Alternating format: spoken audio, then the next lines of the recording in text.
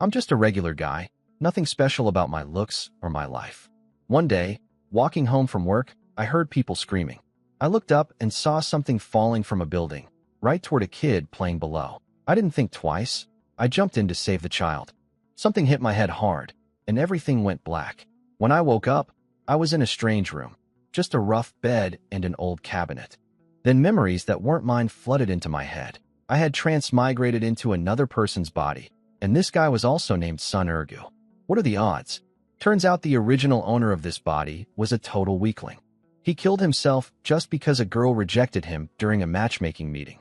He was only 16 or 17. I couldn't believe it. But I didn't have time to think about that.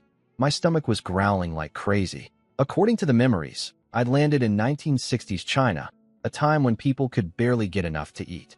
Our village, Sunjiabeo, sat between two mountains and next to a river. In spring and summer you could dig up wild vegetables or catch some fish, but winter was brutal. The village only gave out one meal a day, just enough to keep you alive. Then I heard footsteps and a woman's voice. "Son, are you awake?" It was my new mother, Litsulan. I wasn't sure how to face her yet, so I stayed quiet. She thought I was still upset about the failed matchmaking and begged me not to do anything stupid, saying she and my father couldn't go on without me. That hit me hard. In my previous life, I was an orphan. I never had parents who cared about me like this. Right then I made up my mind. Since I'm living in this body now, I'm going to take good care of these people. I told her I was fine. She brought me food, some pickled wild vegetables, and 2 corn buns. My father, Sun Go Sheng, was in the main room holding my little sister, Arya, who was barely 3 years old. She had 2 little pigtails bouncing on her head. Really cute, but her face was yellow from poor nutrition, and her clothes were dirty and too big for her. My father told me not to worry about the matchmaking, that I'm only 17 and there's plenty of time. But I told him I'd rather find a wife myself. That girl today looked like a pig and still had the nerve to call me ugly. My mother jumped right in to defend me, saying I'm the most handsome young man in the whole area. I told her it's because she's so pretty. That made her beam with joy. My father muttered, "Kiss up," under his breath, and my mother immediately turned on him. He backpedaled fast, saying she's prettier than the heavenly fairies. I sat there chewing my corn bun, thinking, my dad's name is Sun Go Sheng, my name is Sun Urgu. So what am I supposed to name my future kid? Doggy? Puppy? Looking at my little sister's thin face, I knew I had to find a way to get some real food soon. This family needs me now. My little sister Arya couldn't sit still anymore. She kept calling out, "Big brother, eat, eat," and kicking her little feet, trying to get to my food. I broke my corn bun in half and held it out to her, but just before she could grab it, I pulled it back and asked, "First tell me, is Big Brother good looking?" She nodded right away. "Big Brother. Handsome, that's my girl." After eating and chatting with my parents for a while, I went back to my room. There's nothing to do at night in the countryside in this era. No electricity, no entertainment. People either sleep or make babies. I did neither. I lay on my bed trying to sort through the memories in my head. Then I noticed something weird. The jade pendant on my chest was glowing green. I freaked out, ripped it off, and threw it at the wall. After it bounced back, I poked it with my shoe, then with my finger. Nothing happened. I felt stupid for scaring myself. This pendant, I wasn't even sure if it belonged to the original body or came with me from my past life. It looked exactly like the one old man Lou gave me before. Lou was my landlord in my previous life. I found him passed out drunk in some bushes one night and took him to the hospital. After that, he rented me a room and never once took money for it. We became drinking buddies. When his daughter finally took him abroad to retire, he gave me this jade pendant as a farewell gift. He told me his ancestors said it was a treasure from the immortals, and if I could figure out its secret, it would serve me well forever. I tried everything back then, dripping blood on it, chanting spells, bowing, nothing worked. I figured the old man was just drunk talking. But that night, I had a strange dream. An old man who looked like some kind of sage appeared and told me exactly how to activate the pendant. When I woke up, the method was burned into my memory, clear as day. I thought it was just a dream, but something pushed me to try it anyway. The moment I finished the last word of the chant, a flash of light hit my eyes, and my soul was pulled into a completely different place. It was huge, about 4 football fields wide. There was a small mountain covered in green trees, 5 acres of rich farmland ready to be planted, and a crystal-clear spring flowing at the base of the mountain. The air smelled amazing, full of strange flowers and herbs. I touched the soil. It was perfect for growing crops. Then I went to the spring and took a drink. The water was cool and sweet.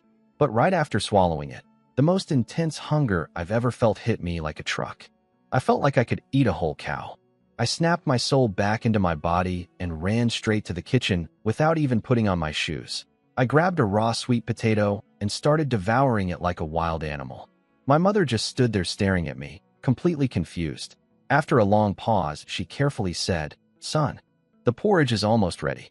Can you maybe wait just a minute?" I ate 5 whole sweet potatoes before my stomach finally calmed down.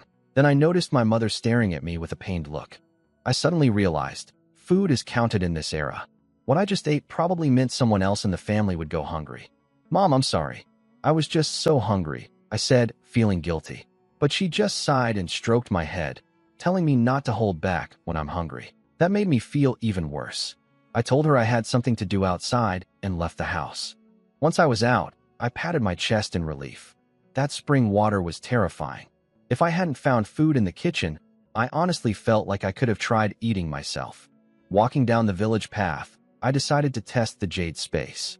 I picked up a stone, thought, collect, in my mind, and it vanished from my hand. I checked inside the space. There it was, sitting quietly on the ground. I kept experimenting. Sticks, grass, bushes, anything I touched could be pulled into the space. I could even use a stick as an extension of my hand and collect things through it. But things like loose dirt, rocks on the ground, and water didn't work as well on their own. I even had a crazy thought. What if I put my hands on the ground and sucked the whole planet into the space? I tried it. Nothing happened. Yeah, I overthought that one. My next priority was food. I never wanted to experience that insane hunger again. And in this era, everyone is short on food. If I could stockpile some in the space, I could help my family when times get tough. I spotted the Huibao River nearby and got a wild idea. I cut a long, thin willow branch, about 4 meters, and found a spot where the water flowed slowly. I dipped the branch in and waited, like some kind of magical fishing. Every time the branch shook, I tried to collect whatever was touching it. First try, a twig. Useless. Second, dead grass. Third, a rock. I kept going until my mind was exhausted. Then suddenly, I felt something big get pulled into the space.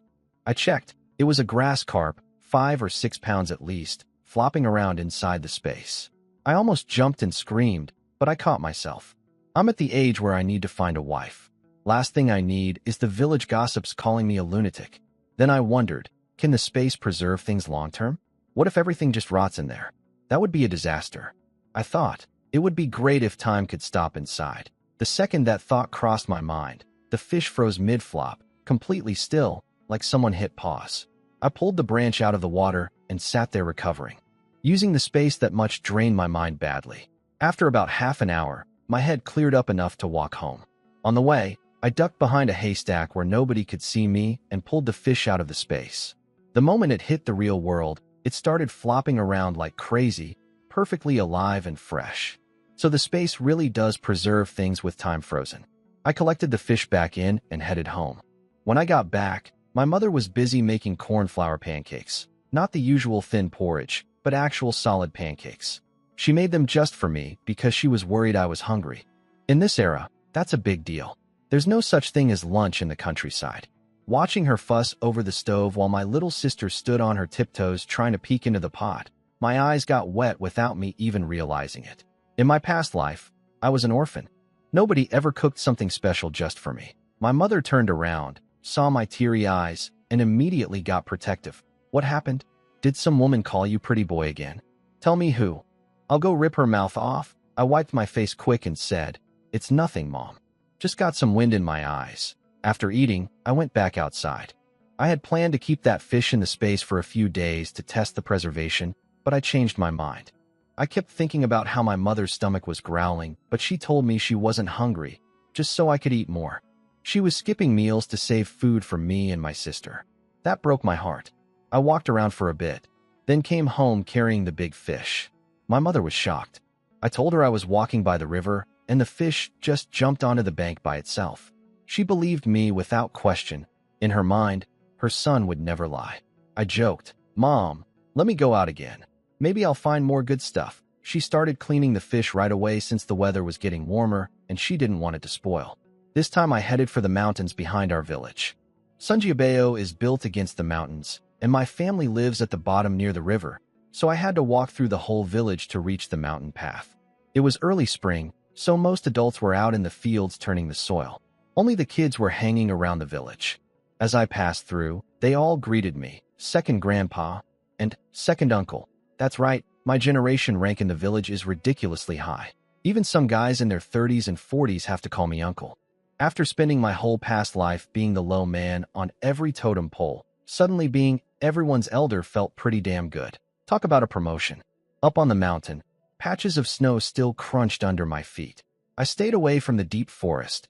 Bears and wild boars that starved all winter were out roaming and hunting for food, and I had no intention of becoming a bear's breakfast delivery. About 20 minutes in, I spotted some wild rabbits near a dirt mound. They were way too fast to chase, so I came up with a plan. I grabbed some rocks, crept close, then suddenly threw the rocks and shouted. The rabbits panicked and bolted straight into their burrow, exactly what I wanted. I quickly blocked every exit I could find with stones. Then I broke off a long, thin branch from a tree that looked like red willow, flexible and long enough to reach deep into the burrow. I poked the branch inside, and every time I felt it touch something, I used the jade space to collect it. 1, 2. I kept switching angles and poking deeper.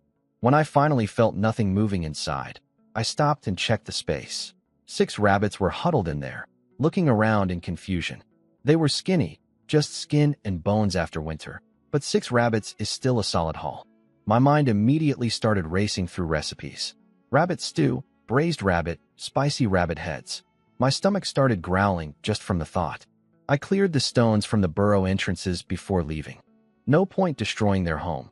Maybe more rabbits would move in later and I could come back for round 2. I picked up a piece of grass, stuck it in my mouth, and started humming a little tune on my way down the mountain. But I also knew these 6 rabbits were only a temporary fix. They wouldn't solve my family's food problems forever. I looked toward the deep mountains, dangerous, but full of opportunity. Once I'm stronger and better fed, I'll go deeper. The one thing bugging me on the walk home was figuring out what to tell my parents. How do you explain catching 6 rabbits with your bare hands? Even an idiot wouldn't believe that story. After about 20 minutes of walking, I reached the edge of the village. I pulled 2 rabbits out of the space, but then stopped. They looked too clean. So I tossed them back in and used my mind to bash their heads against the ground inside the space until they looked like they'd smashed into rocks.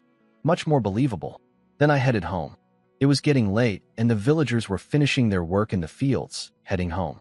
In the middle of the village, a guy named Sun Zhongchuan stopped me. "Ergu, you went hunting?" he said, just calling me by name like we were equals.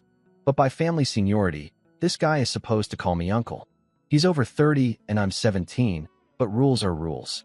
"Is that how you talk to your uncle?" I snapped. "Do you call your own dad by his first name too?" His face turned bright red. He couldn't bring himself to call a teenager uncle in front of everyone.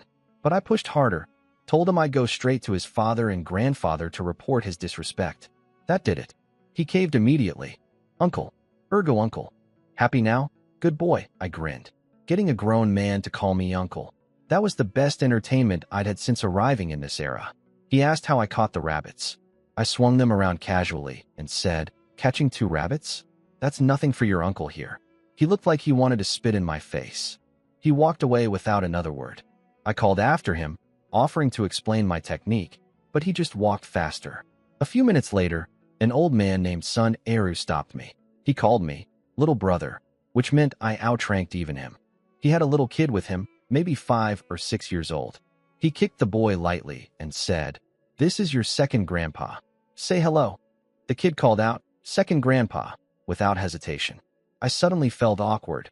A grandpa should give his grandkid a gift, but all I had were 2 rabbits, and I wasn't about to give those away. So I just said, "Next time grandpa will buy you some candy." I meant it as a polite nothing, like saying, "Let's get lunch sometime," but the kid took it dead seriously. His eyes lit up. Then every other kid nearby heard the word, candy, and swarmed around me yelling, "Second grandpa! Second grandpa!" It took old man Sun Era shooing them away before I could escape. When I finally got home, I shouted from the gate, "Mom, Dad, little sis, come see what I caught." Both my parents rushed out at the same time and asked in perfect unison, "Where did you get those rabbits?" Like they'd rehearsed it. My little sister Arya was bouncing in my dad's arms yelling, "Bunny, Bunny." She somehow already knew it meant food. I told them I went for a walk on the mountain, and these two rabbits got spooked, ran too fast, missed their burrow entrance, and smashed their heads on the rocks outside. I held up the rabbits and showed them the bashed up heads as proof. My mother ate it right up. My son's luck is just that good. Goes for a walk and comes home with two rabbits. She grabbed them from me and then shot my dad a look. "Sir, dinner's going to be a bit late while I make rabbit stew. Any objections?" My dad practically jumped to attention, handed my sister over to me, and announced, "Wife, leave the skinning and cutting to me." By the time it got dark, our family finally sat down to eat. What a meal. My little sister was hugging a rabbit head almost as big as her face, gnawing on it happily. My dad was sipping his cheap liquor and eating rabbit meat, swaying his head back and forth with this smug look that made you want to smack him. I noticed my mother was eating her wild vegetable pancake instead of the meat. I snatched the pancake right out of her hand and started piling rabbit meat into her bowl. "Mom, stop eating that. There's plenty of meat and fish. You don't need to save it for us." Her eyes got watery. Her rough hands were shaking a little. She said, "Son, what are you doing? I'm fine with the pancake. You and your sister are still growing. You eat the meat." Then she turned on my dad. "Look at you, just stuffing your own face. What kind of father are you?" Dad's face went red and he mumbled, "I'm just happy, that's all." My little sister chimed in from the side. "Daddy's shame. Daddy's shame." That got everyone laughing. After dinner, I saw there was still a whole plate of rabbit meat left. I suggested to my parents that we bring some to my grandparents. They probably hadn't eaten meat in a long time either. Both of them agreed right away. My dad said it was a great idea, and my mom's face lit up with pride. She said she'd pack some corn flour too. My dad leaned over and whispered to me, "Son, when you look for a wife someday, find one like your mother, beautiful and kind-hearted." I grinned and said, "Dad, is that what you really think? Because when Mom beats you up, I remember you saying something very different." He shot a nervous look toward the kitchen where Mom was washing dishes, then hissed at me, "Keep your mouth shut, boy. Are you trying to ruin the few peaceful days I've got?" My sister grabbed my leg and begged to come along to Grandma's house. I picked her up, kissed her cheek, and promised to take her. The next morning, I got up early. Mom packed the rabbit meat and corn flour in a basket, and I carried my sister all the way to my grandparents' house. The little troublemaker squirmed the whole way, humming some made-up song. My grandparents were thrilled to see us. When Grandma saw the food, she scolded me gently. "Your family has more mouths to feed. You should keep this for yourselves." I told her we still had plenty at home and to just enjoy it. The whole time, I couldn't stop staring at the tobacco pipe in my grandpa's hand. Grandpa's son Zilong noticed and tapped out his pipe, packed it fresh, and offered it to me. "You've been eyeing this thing since you walked in. Want a puff?" I hesitated. "You won't be mad that I smoke?" He waved it off. "You're old enough. When I was your age, I'd already been smoking for years." I lit it up and took a deep drag. The smoke hit my throat and lungs like meeting an old friend after a long time apart. It had been 2 whole days without a cigarette. For a smoker from my past life, that was torture. Every pore on my body opened up. I must have looked way too satisfied, because Grandpa smirked at me. "Boy, you've clearly been smoking for a while. Don't pretend this is new to you." My face turned red all the way to my ears. "Grandpa, I just smoke once in a while." Grandma heard that and immediately came to my rescue by turning on Grandpa. "You have the nerve to tease him? Didn't you just say you'd been smoking for years at his age? So it's fine for you, but not for him." Back in this era, nobody talks about smoking being bad for you. Old folks believe it helps with tiredness and relaxes the mind.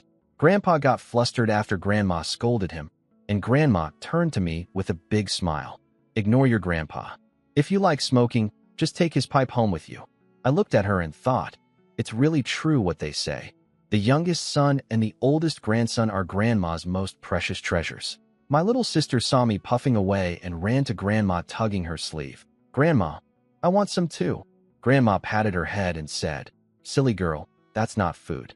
Wait here. Grandma has something better." She went inside and came back with a sunflower head full of plump seeds. That's when something clicked in my brain. I remembered the empty farmland inside the jade space. I'd been in this world 3 days already and hadn't found any rice or wheat seeds at home. Sunflower seeds wouldn't fill anyone's stomach, but they were a start. And then it hit me. The sweet potatoes from this morning. I had 5 whole acres of fertile land sitting empty in my space. What was wrong with my pig brain? I casually asked Grandma for a handful of seeds, then asked Grandpa where I could find crop seeds in the village. He said everything is controlled by the village. You'd have to ask the village chief, a man called Son Erlu.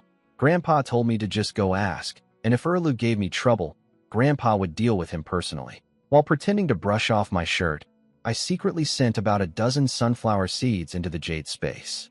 Then, using my mind, I planted them in the soil and willed them to grow faster. What happened next was incredible. The seeds cracked open in seconds, sprouts shot up, stems thickened, leaves spread out, and golden flower heads bloomed with fat, ripe seeds inside. The whole cycle from seed to harvest took maybe 15 seconds.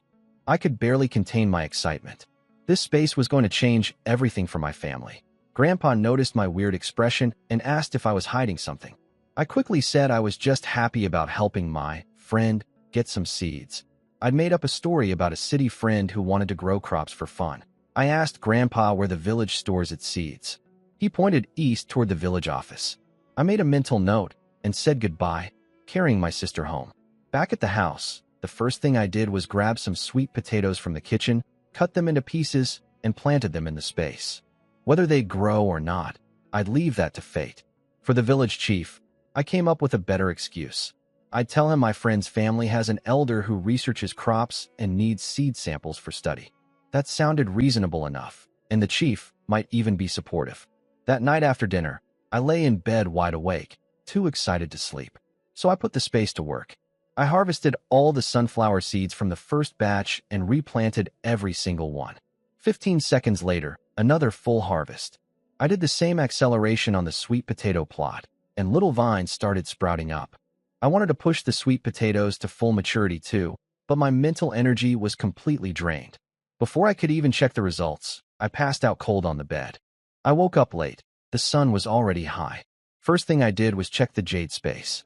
Over 400 sunflowers stood tall in neat rows on the dark soil, all fully mature. The sweet potato vines had grown over 1 meter long too.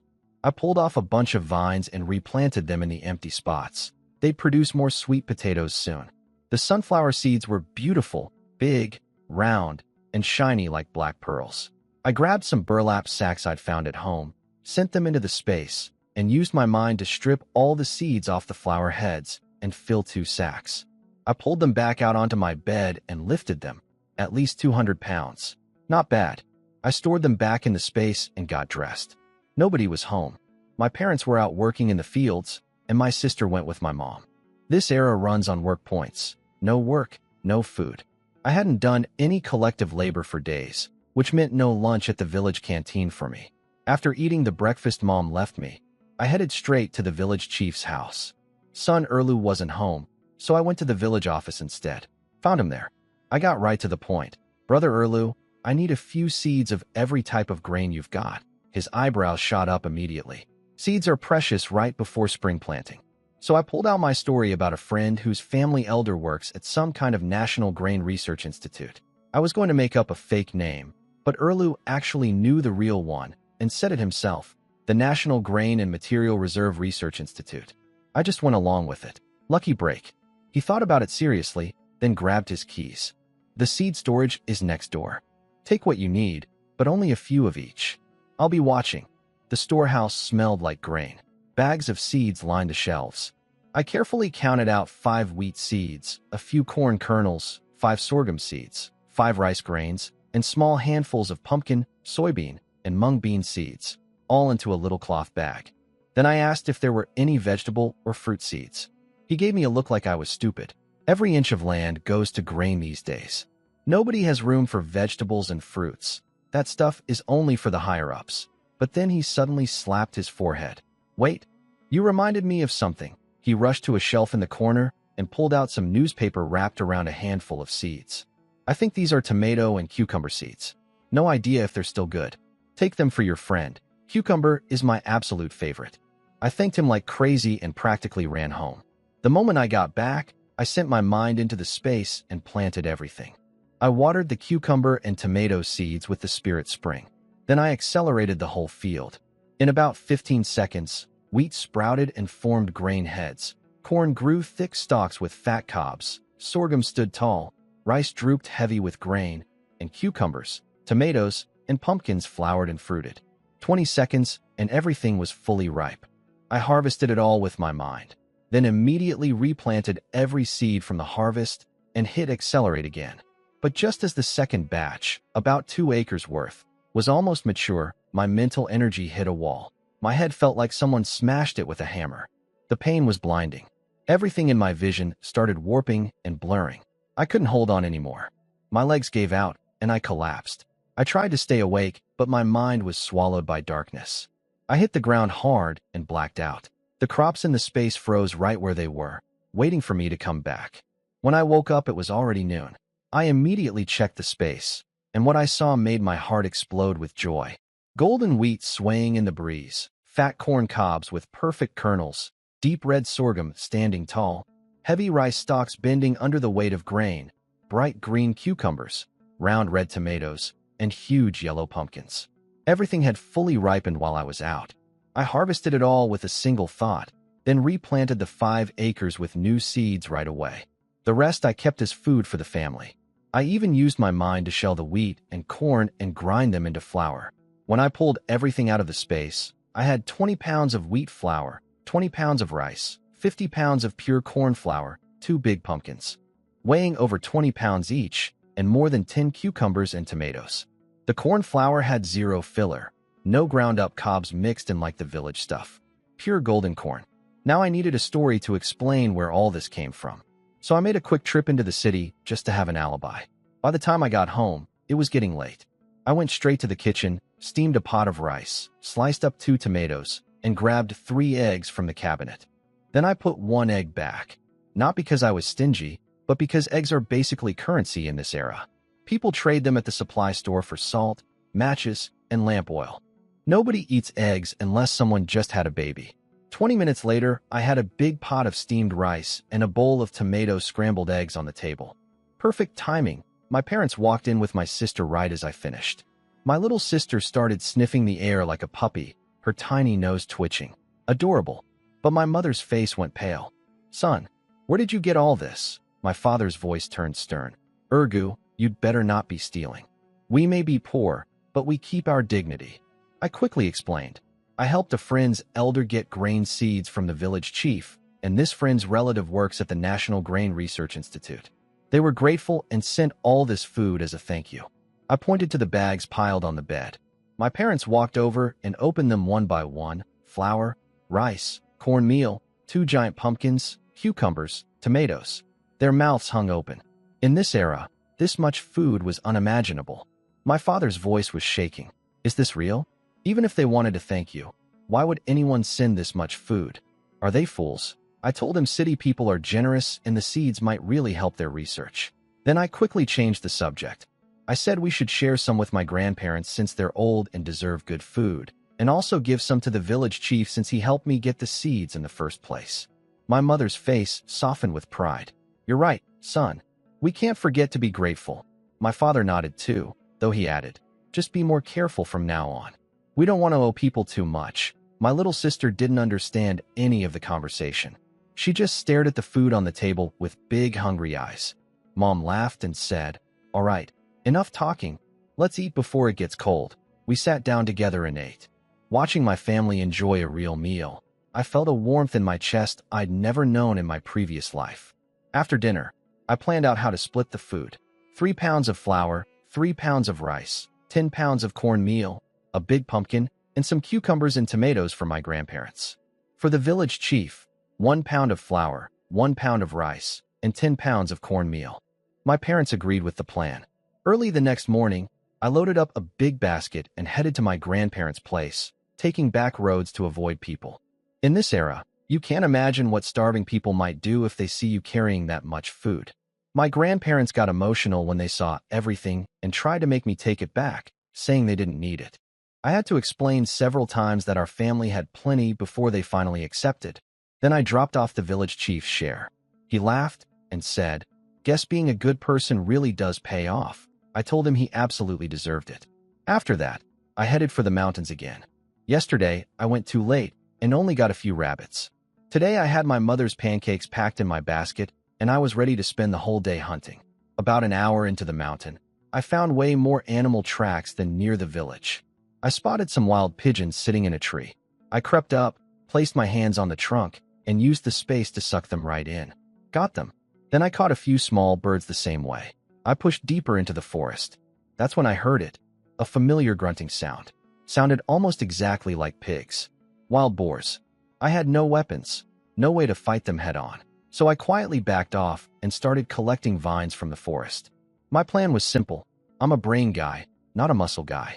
I'd weave the vines into a long rope, and the second a boar touched it, I'd pull it into the space. No need for any heroic face-to-face combat. I found a narrow passage between thick bushes, the perfect bottleneck. I tied one end of the vine rope to a tree trunk, stretched it across the path about 40 centimeters off the ground, and covered it with grass. Then I grabbed the other end and circled back toward the boars.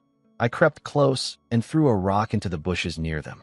The crash startled them, but the big one didn't run the direction I wanted. Instead, it charged straight at me, and the others followed. My eyes went wide. Pure terror. I spun around and ran for my life. I spotted a big boulder nearby and scrambled up it on all fours, scraping my hands bloody on the rock. I made it to the top just as the boars reached the base. They circled below, snorting and furious, trying to charge up the slope. But the rock was too steep and slippery. They kept sliding back down. Once my heartbeat slowed from about to die to just terrified, I had an idea. I still had a vine in my hand. I leaned over and whipped it down at the biggest boar. The vine hit its back, and the instant it made contact, I activated the space. The boar vanished. That gave me confidence. I kept swinging the vine at the remaining boars. But these animals aren't stupid. After watching their friends disappear one by one, 3 of them panicked. 2 found an opening and bolted into the bushes before I could reach them. The third one tried to run too, but it bumped right into my vine on its way out. Gone. Into the space. I watched the last 2 boars disappear into the bushes and felt a little annoyed, but then I checked the space. 5 of the biggest ones were mine. I sat on the boulder, wiping sweat off my face, hands shaking from the adrenaline. 5 wild boars, 8 or 900 pounds total. That's enough meat for a long time. Then I had an idea. What if these boars could breed inside the space? If they made piglets, I'd never run out of pork. I used my mind to move all 5 to the base of the little mountain in the space and built them a pen about half an acre wide. I also remembered reading something in my past life about pigfish ecosystems. Pig waste makes great fish feed. So I dug a half-acre pond below the pig pen and connected the drainage. Now I had a pig farm and a fish pond. All I needed was actual fish. I made a mental note. I need to sell some grain or pork in the city for cash, and I need proper fishing gear. No more of that ridiculous willow branch nonsense. I kept going deeper into the mountain for another hour and caught 2 wild chickens and 3 more rabbits along the way. By then the sun was directly overhead, and I decided not to push any further. If it got dark before I found my way back, my parents would lose their minds. I found a spring, pulled a pigeon from the space, and used my mind to gut and pluck it clean. Washed it in the spring water, found some dry wood, skewered the bird on a stick, and roasted it over the fire. I turned it slowly until the skin was golden and dripping with oil. Sprinkled some salt from my pocket. It sizzled on the hot meat. No fancy seasoning, but that roasted pigeon tasted incredible. I wolfed it down with 2 pancakes and a couple sips of spirit spring water from the space. Being full feels so damn good, I said, patting my belly. I put out the fire and kept exploring. Suddenly, a wild chicken burst out of the grass right next to me, wings flapping like crazy. Nearly gave me a heart attack. Stupid bird, scared the hell out of me, but then I looked down at where it had been sitting. Over a dozen wild chicken eggs, lying in the grass like little treasures. My mind started racing. Could I hatch these in the space? I'd heard wild chickens are temperamental and hard to raise, but I had to try. I carefully collected all the eggs into the space, set up a special area with the temperature fixed at 38 degrees, the right heat for hatching, as far as I could remember, and grabbed one of the captured wild chickens to sit on the eggs. Well, I'll do my part and leave the rest to fate, I muttered. If these hatch and I can raise them, I'll never be short on chicken or eggs again. I pictured little chicks running around the space and couldn't help but smile. I started humming a little song as I continued through the forest. We common folks are happy, truly happy. By the time the sun started going down, I called it a day. Final count: 7 rabbits, 5 wild chickens, 4 pigeons, 5 mystery birds, and the crown jewels, 5 wild boars. Not a bad day at all. Same trick as before. When I got close to the village, I pulled out 2 rabbits and 2 wild chickens from the space. I left the pigeons and small birds inside. Those things have barely any meat on them, and I couldn't explain how I caught birds with my bare hands. What was I going to say, that I can fly? This time I got smarter.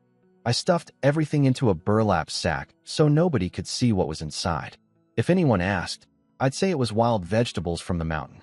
And if some fool actually tried to grab my sack and look inside, tomorrow my mother would be at their doorstep screaming their ears off. Knowing her temper, nobody in this village would dare mess with me. Between my high seniority rank and her fierce personality, I could practically run this place if I wanted to. Nobody bothered me on the walk home. My parents were already back from the fields. Mom was scrubbing the cooking pot, and Dad was sitting at the table rolling himself a cigarette out of newspaper. "I'm home," I called out, dropping the sack on the ground. Mom came over asking what was inside. I told her to look for herself while I ran to chug some water. I was dying of thirst. I only dare drink the Spirit spring water after a full meal now. That first time still haunts me. The memory of wanting to eat myself alive makes my scalp tingle. Mom opened the sack and her eyes went huge. "Husband, get over here. Look what our son brought back." Dad dropped his half-rolled cigarette and hurried over. Both of them stared at the 2 rabbits and 2 chickens in shock. I told them the mountain is full of animals right now, so I went up early and set a bunch of traps. The animals got caught by the neck, which matched how they looked, so my story held up. Dad reminded me to put warning signs near the traps so villagers wouldn't step on them by accident. I nodded and promised I already had. I picked up my little sister, rubbed her belly, and yelled, "Mom, me and Sis are starving to death. Please cook already." Mom laughed and got to work. Dad grabbed the rabbits and started cleaning them while Mom boiled water and handled the chickens, bleeding, plucking, gutting. Then she cut half a rabbit into pieces and stir-fried it with homemade pickled vegetables. The meat sizzled in the pan and the smell was incredible. She put a whole chicken in a clay pot with wild ginger, scallions, and foraged greens for a slow-simmered soup. On the big steamer, she had mixed flour and corn buns going. Sitting in the main room holding my sister, the smell from the kitchen was driving me crazy. I told Dad, "We're eating well tonight. That fried rabbit smells amazing, and chicken soup is going to be so good." Dad puffed his cigarette and smiled. "Son, these past couple days have been something else. I can't remember the last time we ate like this." When Mom called out that dinner was ready, I practically sprinted to the kitchen. Everything looked incredible: golden stir-fried rabbit, bubbling chicken soup with green vegetables floating on top, and plump steamed buns giving off a wheat aroma. I grabbed a bun, bit into it, stuffed a piece of rabbit in my mouth, and mumbled with my cheeks full, "Mom, your cooking is amazing." She beamed and said, "Eat as much as you want. There's plenty tonight." Dad took a sip of the chicken soup and closed his eyes. "This is the freshest soup I've had in years." My little sister was clutching a chicken leg, gnawing at it even though it was too hot. She kept making little whimpering sounds, but refused to let go. Mom scolded her gently. "Can't you wait for it to cool down, you little glutton?" Arya looked up and pushed her chicken leg toward Mom. "Mommy, chicken leg yummy. Mommy, eat." Mom's face melted. She stroked the little one's cheek and said softly, "You eat it, sweetie. Mommy has her own." We all sat there together, eating a real meal, and for a moment everything felt perfect. After dinner, Mom cleaned up while Dad and I sat smoking. I told him I wanted to go to the pigeon market tonight. He looked at me like I was crazy. "What for?" "It's dark, you have no money, and I heard it's dangerous there." I told him I wanted to sell some things. He immediately got defensive. "You'd better not be selling our grain or those animals you caught. Nothing is more important than food right now." I calmed him down and explained that I actually caught more than what I brought home. I hid 3 extra rabbits and 3 wild chickens on the mountain because I didn't want the whole village seeing how much I got. People get jealous. Dad's expression changed. He let out a long sigh and said, "Son, you did the right thing. You've really grown up." He agreed to let me go, then walked over to the cabinet and pulled out 50 cents to give me. I was confused. I was going there to sell, not buy. He explained that sellers have to pay a 10-cent entrance fee. He'd clearly been there before. Then he gave me directions, about an hour's walk, through the city heading east for about half a mile until I'd see a big willow tree. Turn right, walk a bit more, and I'd find it. He also warned me to be careful, lots of thieves and tricksters there. Don't be too honest when bargaining, but don't be too greedy either. And if someone tries to rob me, just let the stuff go. Dad wanted to come with me, but I talked him out of it. We couldn't leave Mom and my sister home alone at night with all that food in the house. I told him I'd just sell the extra game, buy some salt and daily supplies, and come straight back. He patted my shoulder and told me to be safe. I went to my room to rest, but couldn't sleep. I was too excited about seeing a real black market. Around 11 at night, I grabbed a flashlight and slipped out quietly. The walk took about 50 minutes.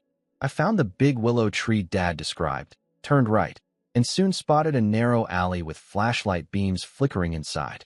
This was it. Two big guys stood guard at the entrance. One asked in a low voice, buying or selling? Selling first, then buying. Entrance fee, 10 cents. I paid and walked in with my sack. The place was packed, people sitting on the ground, carrying bundles, stalls scattered everywhere. I found a corner, set my sack down, and waited nervously. After a while, a man wearing a buttoned-up jacket with a scarf covering his face came over. "What are you selling, kid?" I opened the sack and let him peek inside. His eyes lit up. "Wild rabbits and chickens," I said. "If you want them, give me a fair price." He rubbed his chin and started nitpicking. "These rabbits look kind of skinny. The chickens don't have much meat either. I've spent over a decade dealing with people like this in my past life." I knew exactly what he was doing. He wanted the stuff, but was trying to lowball me. In this era, sellers hold all the power. So I didn't play nice. "Brother, these were caught fresh today. If you want them, name your price. If you're just here to waste my time and haggle me down, then no thanks. Doors that way." The man in the jacket saw I wasn't someone he could push around, so he quickly changed his tune. "Brother, I was just talking, don't get upset. How about 3 yuan per chicken and 5 per rabbit? I'll take them all." I lost all interest in dealing with him. I held up my hand and said, "Goodbye? Not selling." He panicked and offered me a cigarette to keep talking. I took it, secretly checked it inside the space to make sure it wasn't tampered with, then lit it up. I told him straight, "Pork goes for at least 3 yuan a pound here. Even priced lower, my chickens are worth at least 6 yuan each, and my rabbits weigh 5 or 6 pounds apiece." His offer was insulting. While we were going back and forth, a few more people gathered around. A man with a raspy voice spoke up. "Brother, your price is fair. If he doesn't want them, sell everything to me." The jacket guy lost it. "What the hell? I was here first." The raspy-voiced man didn't hesitate. He slapped the guy right across the face. "Watch your damn mouth." The jacket guy instantly deflated. He stammered that he never said he wasn't buying, quickly pulled out 2 big black 10 yuan bills, grabbed 1 chicken and 1 rabbit from my sack, and scurried off. The raspy man snorted in disgust. "Coward. On the battlefield, I would have shot you." That comment made my heart skip. This man had been to war. He turned to me, pulled out 4 10-yuan bills, and asked if he could buy the remaining 4 animals. I looked at him for a moment, then took only 3 of the bills. He stared at me, confused. I told him, "I can tell you're a soldier, a real hero. I'm just a regular guy trying to feed my family. I can't do much, but the discount is my way of showing respect." He went quiet for a second, then burst out laughing, loud and booming, turning heads all around the market. He slapped my shoulder hard and said, "Kid, I appreciate the thought, but compared to the brothers who died on the battlefield, I'm nothing. You earned this money fair and square." He stuffed the 4th bill back into my hand. I tried to refuse, but he waved me off. "We don't take a single needle or thread from the people. That's our rule." He picked up the sack and walked away, calling back over his shoulder, "Consider this sack alone. Next time we meet, I'll return it." I put the money away carefully. 60 yuan, a fortune in this era.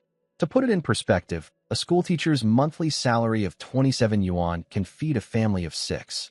The jacket guy crept back after the soldier left, trying to act tough again and asking if I knew who that man was. I didn't even bother responding. Typical coward, hiding when the strong man's around, strutting when he's gone. I walked through the market and bought salt, matches, and 2 pounds of cooking oil. Then I went looking for what I really wanted, ration tickets.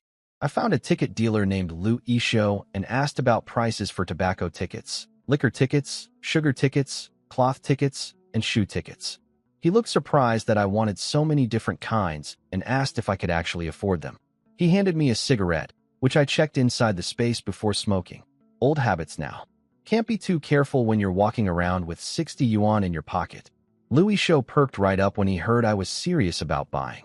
He patted his chest and promised me the best prices in the whole city. I just smiled when Lu Isho promised me the best prices. Salesmen's mouths are full of lies. Only a fool would take that seriously. He listed the prices. Class A cigarette tickets 40 cents each, Class B 20 cents. Class A liquor tickets 80 cents, Class B 22 cents.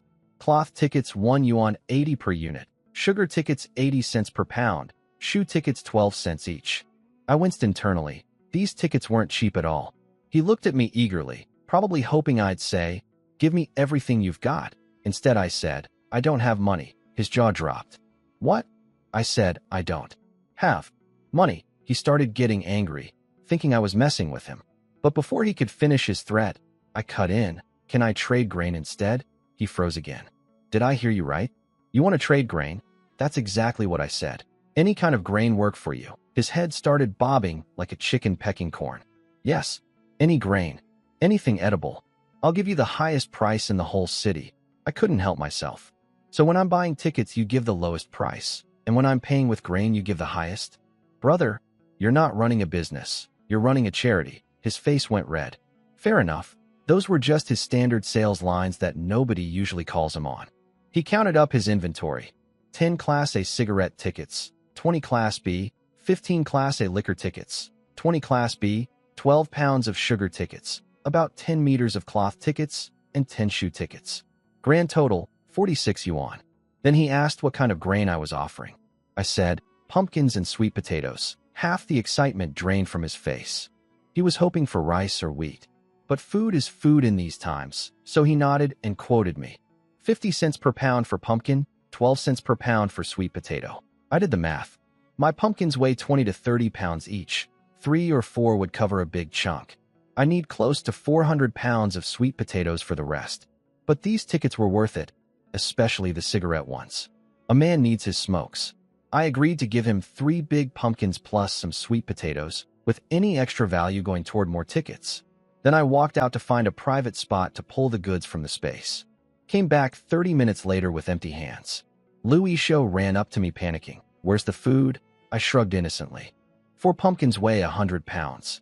The sweet potatoes are close to 400. "You expected me to carry all that back here," he cursed under his breath. I told him to follow me, and if he couldn't carry it all, he should bring help. He rolled his eyes at me. After 5 or 6 minutes of walking, I could tell he was getting nervous, probably thinking I was leading him into a trap and getting ready to bolt. But then I pointed around a corner at 3 massive pumpkins and 2 sacks of sweet potatoes. He didn't approach right away. He just stared at me for a long, uncomfortable moment, so long I was about to punch him. Then he walked over, inspected everything, knocked on the pumpkins, heard the satisfying thud, and nodded approvingly. Not bad at all. Then he stuck his fingers in his mouth and let out a sharp whistle. Seconds later, 4 men dressed in black came running out of a dark alley nearby. When those 4 guys in black came running out of the alley, my guard went up instantly.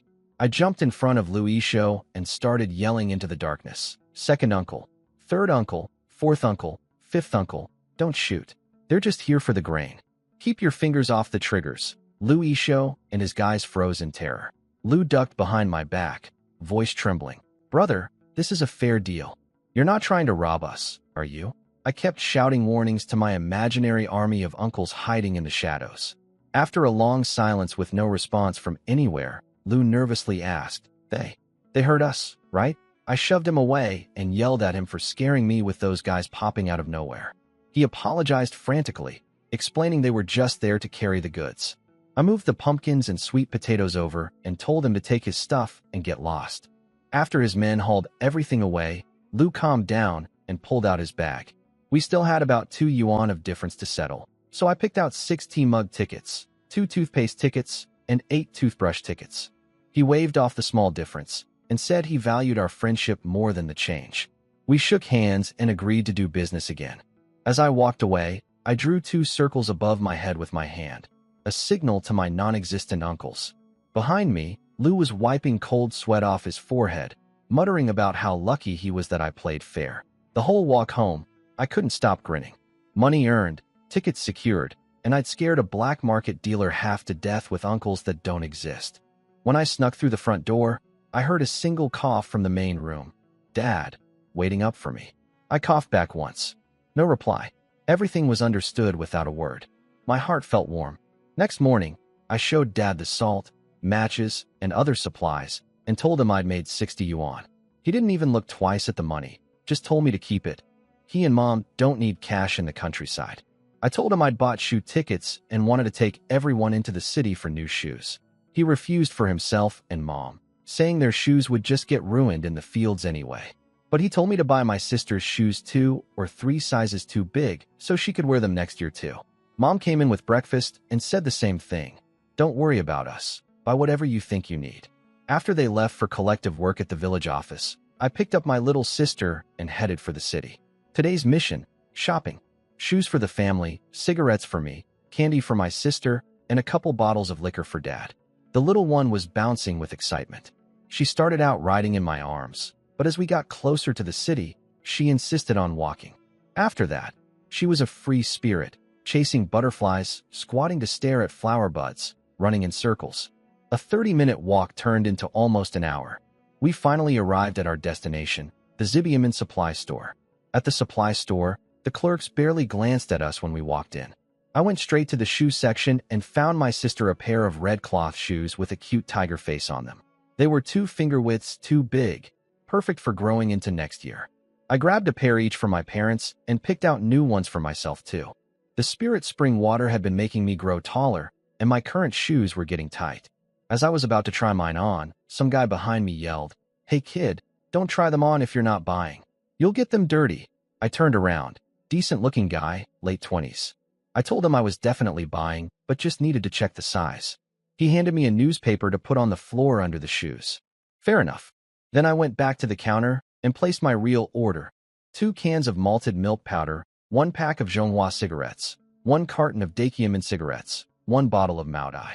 Liquor, 2 bottles of Fingio, 2 bottles of Dukong, 3 pounds of white rabbit candy, 2 pounds of white sugar, 3 pounds of hard candy, 2 pounds of pastries, and 10 pounds of soybean oil. The 2 women behind the counter stared at me with their mouths open. "Are you sure you want all that?" one asked. Can't blame them. This order would cost a regular worker 2 months' wages, plus you need ration tickets for everything. I pulled out my stack of tickets. They checked each one carefully, then tallied it up: 32 yuan and 40 cents including the shoes. I paid cash without hesitation. They packed everything into my basket and reminded me to be careful on the road with so much stuff and a toddler. I stopped at a state-run restaurant on the way out and bought some peanuts. Once we were outside the city with nobody around, I secretly moved most of the cigarettes and liquor into the jade space while my sister wasn't looking. Thanks to the Spirit Spring water improving my body, I carried my sister and the heavy basket for over 30 minutes without feeling tired. When we got home, my parents were still in the fields. I put my sleeping sister on the bed and made myself egg fried rice with the leftover rice, plus a cold tomato salad with the white sugar I'd just bought. While eating, I started daydreaming about all the famous Beijing foods I needed to try: Quanjued roast duck, Donglishun lamb hot pot, stewed intestines from Shaochongchun. My mouth was watering just thinking about it. I fell asleep next to my sister and didn't wake up until my parents got home. Mom saw the full basket and asked why I'd bought so much. I pulled out the 2 pairs of shoes for them. Mom scolded me first. I already have shoes. Why waste money? Then took the shoes, stared at them with this big smile, and couldn't stop giggling. They had little embroidered flowers on them. Dad was more straightforward. He grabbed his pair, tried them on, walked around, and announced, "Perfect fit." My son has good taste. Mom tried hers on too. I noticed her socks were covered in patches and told her I'd buy new socks next time I went to the city. She waved me off. I'm in the fields all day. What do I need nice socks for? And these shoes, I'm saving them for special occasions like visiting my mother's house or village celebrations. Dad smirked at her. You're right. I guarantee within 3 days, you'll be wearing those shoes around the village, showing them off to everyone. Mom yelled at Dad for his smart mouth, and both Dad and I cracked up laughing. My little sister had no idea what was going on, but started giggling too. Mom snapped at her. What are you laughing at, you little rascal? You don't even understand. I scooped up my sister and unwrapped a white rabbit candy for her. Mom scolded me for spoiling her, but I just shrugged. She's my sister, I'll spoil her if I want. While the little one sucked on her candy with those big eyes staring at Mom, I started thinking about a real problem. I had plenty of food in the space now, but no legitimate way to explain where it all came from. I needed to find a job in the city, some kind of income source, so I could bring things out of the space without raising suspicion. Maybe I could trade 2 wild boars for a work position, but I really didn't want to punch a clock every day like everyone else in this era. It felt like a dead end no matter which way I looked at it. Mom went to cook dinner, a pot of dough drop soup and a plate of stir-fried wild greens. I pulled out the peanuts I'd bought earlier and the bottle of Mao Tai, and asked Dad if he wanted a drink. Dad, the classic henpecked husband, didn't answer me. He just looked at Mom with a goofy grin. Mom rolled her eyes. For heaven's sake, you're a grown man. Your son offers you a drink, and you stare at me like I'm going to stop you? When have I ever kept you from drinking? Dad happily agreed, and was thrilled it was Mao Tai. But the second Mom heard the word, Mao Tai, she jumped off her seat, snatched the bottle from my hand, and declared, "This is way too good for your father. Save it for your grandpa. You two drink something else tonight." Dad looked at me with desperate, helpless eyes. I could only shrug. Sorry, Dad. He leaned in and whispered, "Son, do you have more Mao Tai?" "Nope. Just Fingio and Nolanshin. Pick one." His face lit up at Fingio, but Mom overheard and got worked up again. "Wait, someone told me Fingio is even more expensive than Mao Tai. Give me the Fingio and let them have the Mao Tai instead," I finally said. "Mom, are you going to let us drink anything at all?" She went quiet. A mother can't say no to her son. I poured Dad his drink, then pulled out the pack of premium Zhonghua cigarettes. I gave Dad a look, then glanced at Mom. Dad shook his head seriously. Then before I could say a word, he swiped the whole pack and shoved it in his pocket. I wasn't having that. "Dad, I think you grabbed the wrong pack. Those are mine." Under Mom's death stare, Dad reluctantly pulled the cigarettes back out. Must have picked them up by accident. "Come on, son, what's yours and mine? Cigarettes are cigarettes. They all make smoke. If any smoke will do," I fired back. "Then why don't you stick with your homemade tobacco?" Mom jumped in. To lecture him. "You're a grown man fighting your own son over a pack of cigarettes. He works hard to buy something nice and you try to pocket it? Have some dignity." Dad mumbled that he was just joking, face turning red.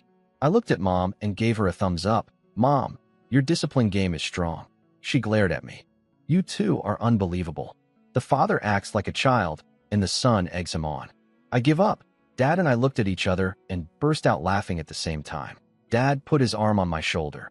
"Who says my son isn't a good son? Look, bought his old man cigarettes and liquor. Kid's a saint." I nodded enthusiastically. "Exactly. Dad's lucky to have me. He probably smiles in his sleep." Mom shook her head at both of us, but couldn't hide her own smile. "No question about it. You two are definitely father and son.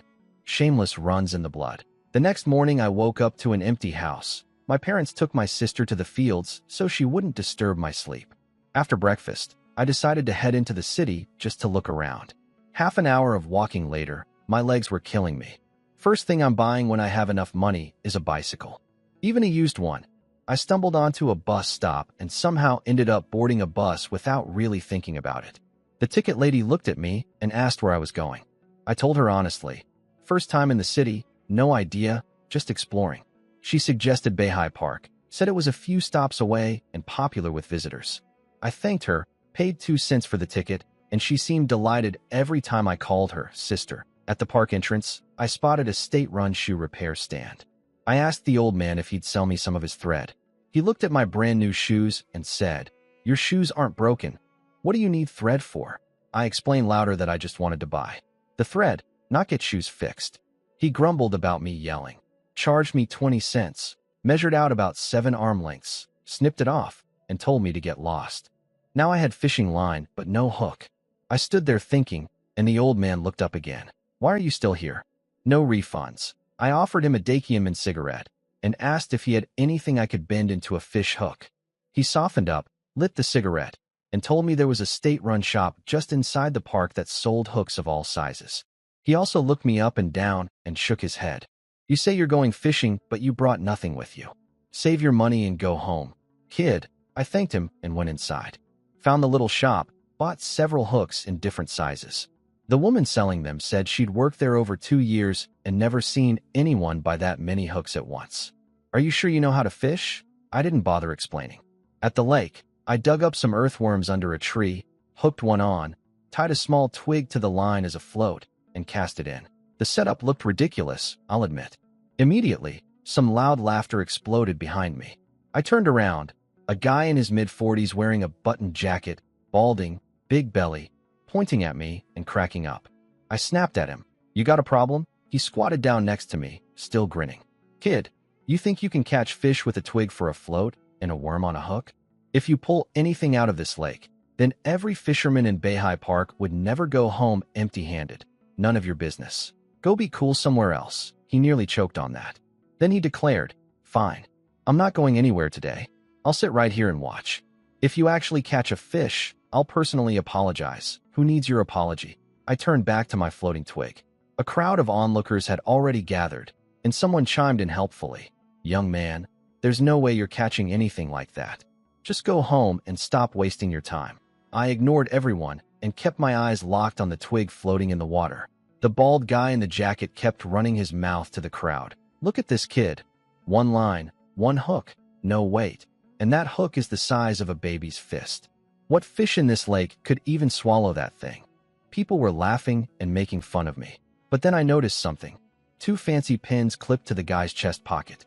I changed my mind about the bet. If I catch a fish today, I called out, forget the apology. Just give me one of those pins. He burst out laughing again. Deal. If you catch a fish, I'll give you the pin and bow to you. But if you don't, he never finished that sentence. Right at that moment, I felt something bump my line underwater. I instantly used the jade space to pull whatever touched it inside. Checked. A carp, about 2 or 3 pounds. I transferred it onto my hook inside the space, then yanked the line hard. A fat carp broke the surface. The whole crowd went dead silent. I grinned at the guy. So, does the bet still count? With everyone watching, he couldn't back out. He reluctantly unclipped the pin and handed it over. A bet's a bet. I offered him a cigarette and told him he was a man of his word. He didn't take the cigarette, just stared at his pen one last time and walked away. After that, I kept fishing. Every 7 or 8 minutes, sometimes 15, I'd pull out another fish. Any that were too small or too big, I secretly absorbed into the space. After about 2 hours, I had a pile of fish on the bank and another crowd gathered behind me. An old man around 50 stepped forward. Kid, you've got more fish than you can eat. Sell me one. Now, private buying and selling was illegal in this era. They called it speculation and profiteering. I wasn't about to get in trouble for that. So I said, I can't sell fish. That's illegal. But if you've got ration tickets, I'll trade. His eyes lit up. He offered 2 Class A cigarette tickets for 1 fish. I pointed at the smallest one, still over 2 pounds, and we had a deal. He was thrilled. That opened the floodgates. A guy in his 30s stepped up offering a 1-pound meat ticket for 2 fish. Meat tickets are the most valuable kind, but I didn't need meat. I had wild boars in my space. No thanks, keep it. His jaw dropped. He couldn't believe a young guy just turned down meat. I stood up and announced to the crowd, I'm only trading for cigarette and liquor tickets. Those get priority. Someone offered 2 Class A liquor tickets. I calculated quickly. At market rates, that was fair for 2 fish around 2 pounds each. We swapped on the spot. After that, people couldn't line up fast enough. Someone had 20 pounds worth of bulk liquor tickets, traded for 2 fish. Another offered 5 feet of cloth tickets for 1 big fish. People were calling out which fish they wanted, pointing and negotiating. That one, it's at least 3 pounds, right? Yep, deal. Business was booming. The crowd cleaned out all my fish pretty fast through trades. After they left, I kept fishing. By 4 in the afternoon, I had 50 or 60 fish piled up behind me, probably 120 or 30 pounds total. I was starting to regret not just putting them straight into the space. Then I heard someone yelling excitedly behind me. Holy crap, the old director was telling the truth. I turned around. A guy in his 30s, completely bald on top, belly like he was 8 months pregnant, was staring at my fish pile with his eyes practically popping out. He introduced himself as Sun Fuguei, head of the purchasing department at the state-run textile factory next door. His boss had told him some kid at Beihai Park caught over 30 fish in one morning, and he came to see for himself. 30? This is at least 50 or 60. I figured that explained why he was so fat. Purchasing department guys in this era eat better than anyone. I told him flat out I wouldn't sell. Private selling is a crime. But I'd trade for tickets. He reached into his pocket and pulled out a massive handful. Salt tickets, oil tickets, tea tickets, liquor tickets, cigarette tickets, sugar tickets, pastry tickets. The man was a walking ticket shop. We traded carefully, ticket by ticket. When he ran out of tickets, I still had 4 big fish left, about 5 or 6 pounds each. He asked what I planned to do with the rest. I said carelessly, take them home, eat them, salt the leftovers, throw away the rest. Then I realized I'd just been rude to my biggest customer and quickly offered to give him 2 for free. But he waved me off. He didn't want charity.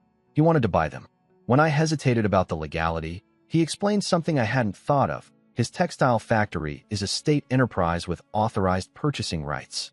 Selling to them wasn't illegal. It was actually encouraged. He could even write me an official receipt. That hit me like lightning. I'd been so worried about the speculation laws that I never considered selling directly to state-run companies.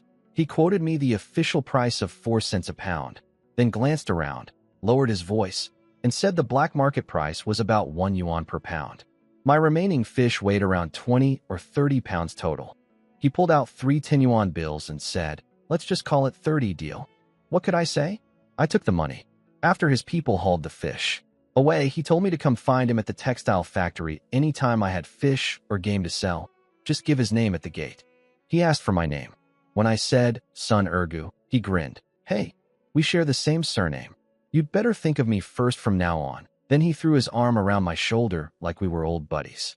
I'm not big on man-hugging, so I slipped out of his grip as smoothly as I could.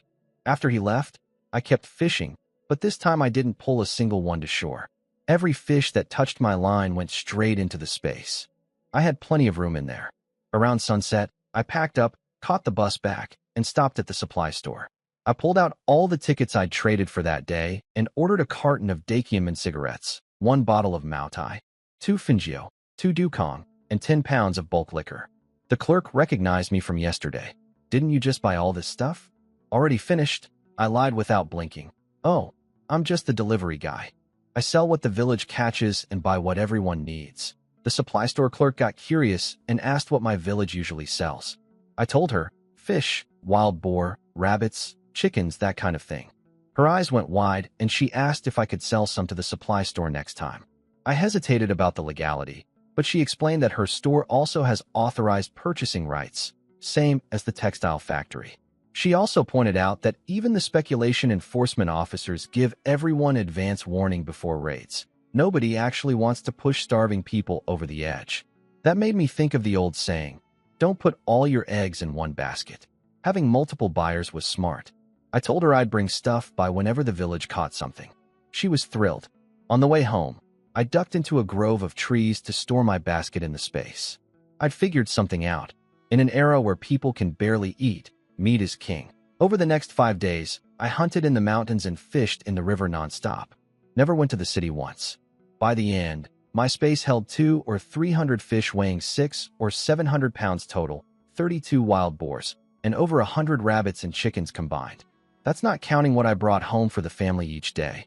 But my constant trips in and out of the mountains with armloads of game started drawing attention. Jealous whispers spread through the village. I'd expected this, so I decided to share some of today's catch with the villagers. Those kids calling me Uncle and Grandpa every day. I should return the kindness. Early morning, I headed deep into the mountains. The outer areas were practically cleaned out from my raids over the past few days. After walking over 2 hours, I sat on a boulder to rest and munched on a cucumber from the space, wishing I had some actual fruit. Then I heard it, soft grunting sounds. My ears perked up instantly. Wild boars. And from the sound of it, a lot of them. I crawled through the grass toward the noise. These past few days of hunting taught me that wild boars are much smarter than I thought. With an incredible sense of smell, they can detect food from 5 kilometers away. I'd actually caught several by digging pit traps baited with corn and sweet potatoes. After 15 minutes of crawling, I peeked over a ridge and my heart nearly stopped. A massive herd, at least 12 or 13 boars, was gathered around a mud pit next to a patch of wild vegetables. The leader was enormous, easily 280 to 300 pounds. I lay there thinking hard about how to catch them all. No great ideas came to mind, so I decided to go with the vine rope method again. Scare them into running through vines I could use as contact points for the space. This time I made sure to plan an escape route first. I wasn't about to repeat the boulder incident. Just as I was about to crawl away to find vines, a terrifying roar echoed through the forest from not far away. That terrifying roar startled me and the whole boar herd at the same time. I flattened myself on the ground and waited to see what was coming. If whatever made that sound picked a fight with the boars, even better for me. The ground started trembling. Then a massive black bear burst out of the trees and roared at the boars. The biggest boar, a real monster I nicknamed the Tank, grunted back and charged straight at the bear with his whole crew behind him. What followed was one of the most brutal fights I've ever seen. The bear stood up on its hind legs and swatted the first boar clean off the ground, dead on impact. Two more went down with the next swipe, one killed instantly, the other twitching on the ground. But the boars didn't scatter. They split into groups and attacked from all sides.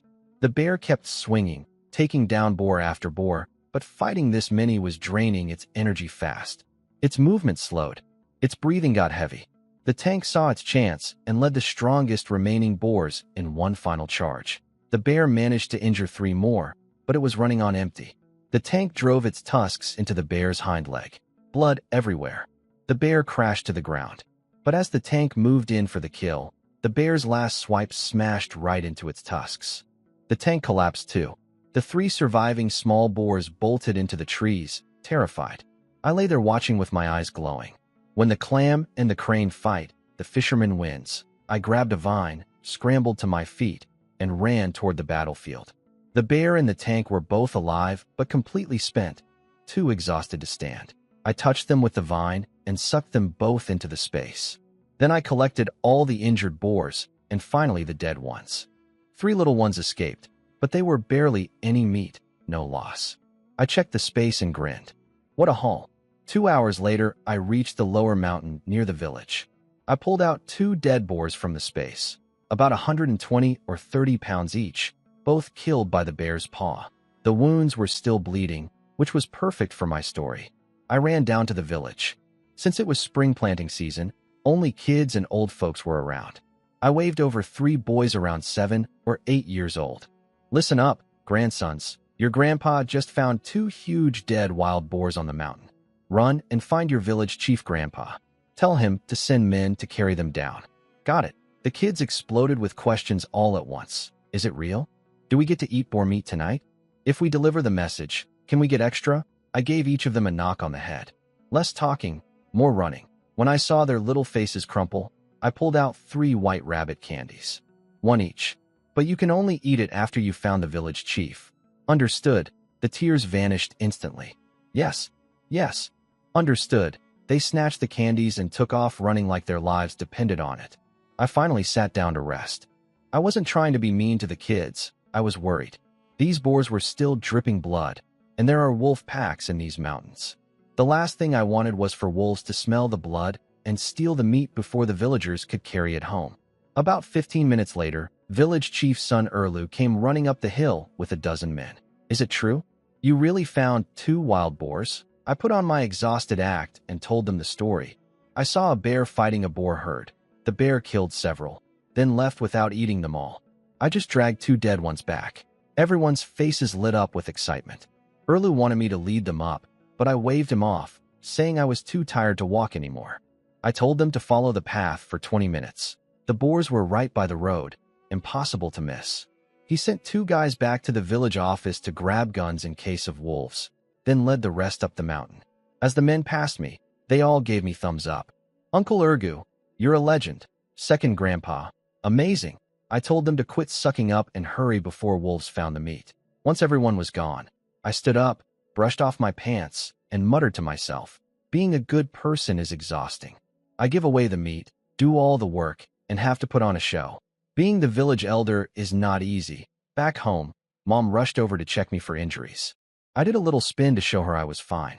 She scolded me for being reckless, going near a bear that just woke up from winter hibernation. Dad didn't say anything, but I could see the worry in his eyes. Then Dad asked how I wanted to handle the boars. Mom suggested keeping one and giving one to the village. Even saying that, her face showed she didn't want to share it all. Both go to the village. We keep nothing, I said. Mom jumped off her chair. Are you stupid? You risked your life for those boars, and we don't keep a single one? Dad, on the other hand, nodded with approval. I sat Mom back down and explained. These past few days, people in the village are already getting jealous of all the game I've been bringing home. Now I show up with 2 boars weighing over 250 pounds total. If we keep half, that's 120 pounds for our family, and the remaining 130 gets split among 50-plus households. Almost 300 people. You think they won't resent us? Mom fired back. Why should they resent us?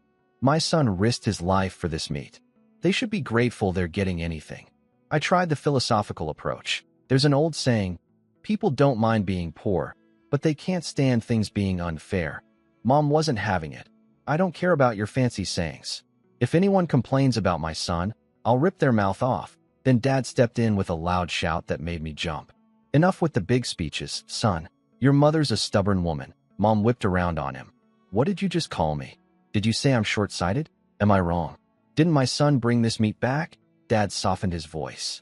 Think about it. If we keep all this meat, can our family still hold our heads up in this village? Everyone here shares the same surname. We help each other. If our son gives the meat away, the whole village will know he's a good, generous person. That reputation is worth more than any amount of pork. Mom opened her mouth to argue, but nothing came out. She knew he was right. I backed up Dad's argument. Mom, we lose a little meat but gain everyone's respect. And honestly, the game in these mountains belongs to the collective anyway. After this, nobody will complain when I bring home a rabbit or a chicken. Mom's eyes were still wet and her hands kept twisting her shirt hem. After a long silence, she wiped her tears and nodded. Fine, do what you want. You're a fool, son. I hugged her shoulder. Not a fool, Mom. I'm playing the long game. Soon the village chief arrived with a big group and the 2 boars on their shoulders. Half the village had followed them, it seemed like. Erlu asked my parents how they wanted to handle the meat, clearly expecting us to keep a share. I spoke up right away. If I wanted to keep them, I would have dragged them home in secret, take them to the village office, butcher them, and split the meat among everyone. People's jaws dropped. Some of the villagers who'd been jealous of my hunting luck suddenly looked at me with real respect. One woman even shouted from the crowd that she had a pretty cousin she wanted to set me up with. I laughed and told her the cousin and I were probably in different generations, which got everyone cracking up. The young men carried the boars to the village office. The whole yard turned into a festival. People bringing knives, tubs for the blood, experienced butchers volunteering. After cleaning and processing, the pure meat came to 196 pounds. The chief climbed on something high and proposed setting aside 30 pounds of the best cuts for my family. Everyone agreed enthusiastically. He deserves it, but I stood up, scratched my head, and said no thanks. I told them to just leave me the organs and innards, cut me some fat for rendering into cooking oil, and send a few pounds of good meat to my grandparents.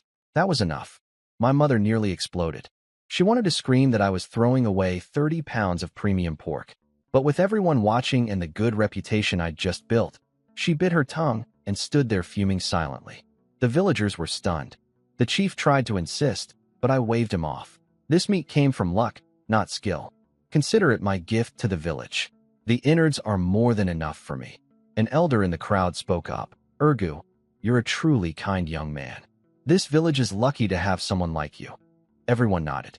In the end, they gave me all the cleaned organs and innards, sent 5 pounds of premium pork belly to my grandparents, and distributed the rest by household size. Bigger families got more, smaller ones got less. People lined up calmly, and the chief settled the few minor disputes about who got the fattier or leaner pieces. The whole thing went smoothly. Women were already discussing recipes, kids were running around laughing, and the whole village buzzed with happiness. I watched it all and felt good about my decision. Sure, we didn't get much meat, but I had a space full of wild boar at home. If I wanted, my family could eat meat until they were sick of it. This was about something bigger. Mom was still a little sore, but seeing how much everyone respected me softened her up. She joined the women's cooking discussions and even started smiling. The village women promised her they'd defend my name against anyone who ever talked bad about me. Don't worry, Andy. Anyone who badmouths Urgu will answer to us. By the time the last piece of meat was handed out, it was getting dark. Villagers headed home carrying their pork, still talking about how generous I was. The village felt warmer and more united than it had in a long time. Meanwhile, I was already home with a huge pot full of pig organs, intestines, heart, liver, everything, bubbling away on the stove. For pig trotters were simmering in a clay pot beside it. I pulled out my secret weapons from the space: star anise, cinnamon bark, bay leaves, Sichuan peppercorns, dried chilies, ginger, garlic, soy sauce, rock sugar, and white liquor for removing the smell. Too bad I don't have light soy sauce, dark soy sauce, or cooking wine, I muttered. But this'll do. About 40 minutes later, the smell coming from that pot was unbelievable. It floated out of the kitchen like it had a mind of its own. My little sister was playing in the yard when her nose suddenly twitched. She followed the scent straight into the kitchen, eyes wide, drool practically dripping. I gave her a finger-length piece of intestine. She grabbed both ends and started tearing at it like a tiny barbarian, oil all over her face in seconds. When my parents got home, they smelled it from the gate. They looked at each other in shock and practically jogged to the kitchen. Mom asked, "You made all this?" The smell reached us from way down the road. Dad just stared at the pot and swallowed hard. I told them, "See? I said these innards were the good stuff." Dad gave me a thumbs up. "Son, your cooking skills are something else." I checked the clay pot. Pig trotters were done too. Time to eat. We sat around the table. I poured Dad a bowl of fungio and filled one for myself. Dad sniffed the liquor and grinned. "Good wine, great food. I'm drinking extra tonight." He took a big gulp and smacked his lips. I put a piece of braised pig heart in his bowl. He chewed it slowly, eyes lighting up. "Son, this is restaurant quality. Maybe better." Mom tried some and nodded. "Not a trace of that organ smell." "Your skills are incredible." My little sister couldn't wait. She grabbed a piece of intestine with her bare hands and went to town on it, mumbling with her mouth full. Bro, yummy." Her face and hands were completely coated in grease. She looked like a little oil cat. Dad laughed watching her. "This girl only knows how to eat. But son, if word of your cooking gets out, people will be breaking down our door." Mom added, "I used to think organs were worthless. After tonight, I take that back. This is the best thing I've ever eaten." I put a pig trotter in Mom's bowl. "City girls say pig trotters are good for your skin." She smiled and bit into it. We ate, drank, and talked late into the evening. Dad and I went bowl for bowl on the fungio, chatting about village gossip. My sister kept eating nonstop, occasionally reaching over to steal food right out of our parents' bowls. Mom watched us all with the happiest smile I'd ever seen on her face. Past 1 in the morning, I showed up at the pigeon market again. Paid my 10-cent entrance fee. The 2 guards looked confused at my empty hands. I explained the goods were stashed outside, but I was definitely selling tonight. 13th uncle, a voice called out. I froze for a second before realizing it was Louis' show. He was calling me that because of last time's fake uncle stunt. I played along. "Nephew, you're too polite." Lou wanted to slap himself. He was still haunted by the memory of me screaming about my imaginary armed uncles. And it bugged him that I'd casually called him nephew, and he couldn't take it back. He spat and said it was a slip of the tongue, then offered me a cigarette and asked if I needed tickets again. I told him yes, and asked if he had a bicycle ticket. To my shock, he actually did. "Just got it today? 90 yuan, and he swore he wasn't making a penny on it. Payment in grain only." I nearly choked. "A bicycle costs less than 200, and you want 90 just for the ticket? Are you robbing me?" He swore on his life that's what he paid for it. I believed him. In this market, reputation matters. Plus, he said the ticket had no expiration date. That sealed it for me. I'd buy the actual bike once I got a proper job. No rush. We agreed on the deal. About 180 pounds of pumpkins, 6 or 7 from my space. Easy. Then a middle-aged man from the cigarette factory approached me. He had 2 cartons of Dakiaman cigarettes, offering them at 3 yuan 50 per carton instead of the standard 4. No ticket needed, grain payment only. As an old smoker, I couldn't resist. I asked how many he had, and we struck a deal. I'd pay in sweet potatoes at 12 cents per pound, same rate as last time. Lou confirmed the price was fair. The man quickly calculated he'd get 146 pounds of sweet potatoes. I rounded up for him. Then Then a woman in her 30s rushed over and grabbed my hand. She had a Shanghai brand wristwatch, retail price 120 yuan. She was asking 115, no ticket required, grain payment. The watch gleamed even in the dim light. I'd been wanting a watch, so I agreed on the spot. Lu teased me. Big spender. You just got a bike ticket and a watch. That's 2 out of the 3 must-haves for a wedding. You're almost set. I shot him a look. Well, I've got plenty of uncles to help out. And a ticket-dealing nephew doesn't hurt either. Louis' show went quiet after my nephew joke. I told everyone to follow me to pick up the goods and reminded them to be careful. Lou whispered to the other 2 behind him, "Stay behind me. Don't rush toward the food. This kid has a dozen uncles with guns guarding the spot. If something happens, don't say I didn't warn you." The cigarette man and the watchwoman both broke into a cold sweat, but they'd already handed over their stuff, so they had no choice but to follow. Lou acted calm since he'd been here before, but I noticed him conveniently forgetting that he was just as terrified the first time. At the familiar corner, I pulled everything out of the space when nobody was looking. 18 big pumpkins, 2 sacks of sweet potatoes, and 1 sack of corn. I split them up, 6 pumpkins for Lou, 8 for the watch lady, and 2 bags of sweet potatoes for the cigarette man. The lady asked if I could wait while she went to get her husband. I told her we'd be here. I still had more business with Lou anyway. While she was gone, Lou begged me to stop calling him nephew. I laughed and agreed, just a joke. Then a noise came from the direction the cigarette man had walked. Lou flinched. I casually waved my hand toward the sound, and it stopped. Whether that was coincidence or my imaginary uncles doing their job, Lou didn't need to know. I told Lou to give me everything he had: cigarette tickets, liquor tickets, sugar tickets, cloth tickets, and cotton tickets. The total came to 50 yuan and 60 cents. The cotton tickets were highway robbery, 1 yuan per pound when cotton itself costs 180. But I knew cotton would be scarce for the next decade, so I paid up. I had, for pumpkins and a sack of corn left, which I used to buy 6 tea mug tickets, 2 shoe tickets, 10 pounds of bulk liquor tickets, and some other small items to settle the difference. Just as we finished, the watch lady came back with her husband, a skinny guy who didn't look like much. But then he pulled out 3 big burlap sacks, loaded up over 200 pounds of pumpkins, threw 2 sacks on his own back, and his wife carried the third. They thanked me and marched off like it was nothing. I stared after them in disbelief. Don't let the skinny frame fool you. That man's bones are packed with muscle. Lou whistled, and 6 guys came running out of a dark alley. They waited at a distance until I waved them over. Then each grabbed a pumpkin and vanished into the night. I teased Lou about having so many men. He snapped at me for calling him nephew again. I apologized, slip of the tongue, then asked about his crew. He said they were all brothers who looked out for each other, doing various jobs to get by. That gave me an idea. I asked if any of his people dealt in antiques or old paintings and calligraphy. He looked at me like I was crazy. Nobody wants that stuff right now. You could leave it on the street and nobody would pick it up. I told him it wasn't for me, but for an elder in my family who collected things like that. Lou nodded understandingly and said he knew someone in that business. He'd introduce us next time I came by. After I left, I'm sure Lou was thinking the same thing as always. A young guy with spending money, a dozen armed uncles, and now an elder who collects antiques. Must be from a powerful family. Let him think whatever he wants. The next morning, I checked the space and looked at the wild boars killed and injured by the bear. In this era, that's serious wealth. I needed money, especially if I wanted to buy antiques at the pigeon market next time. So I decided to sell the boars. I grabbed 2 pancakes Mom left me and headed for the city. I remembered Sun Fuguei saying his textile factory was near Beihai Park. Took the bus 6 stops and found the place. At the gate, I told the guard I was looking for purchasing Chief Sun Fuguei.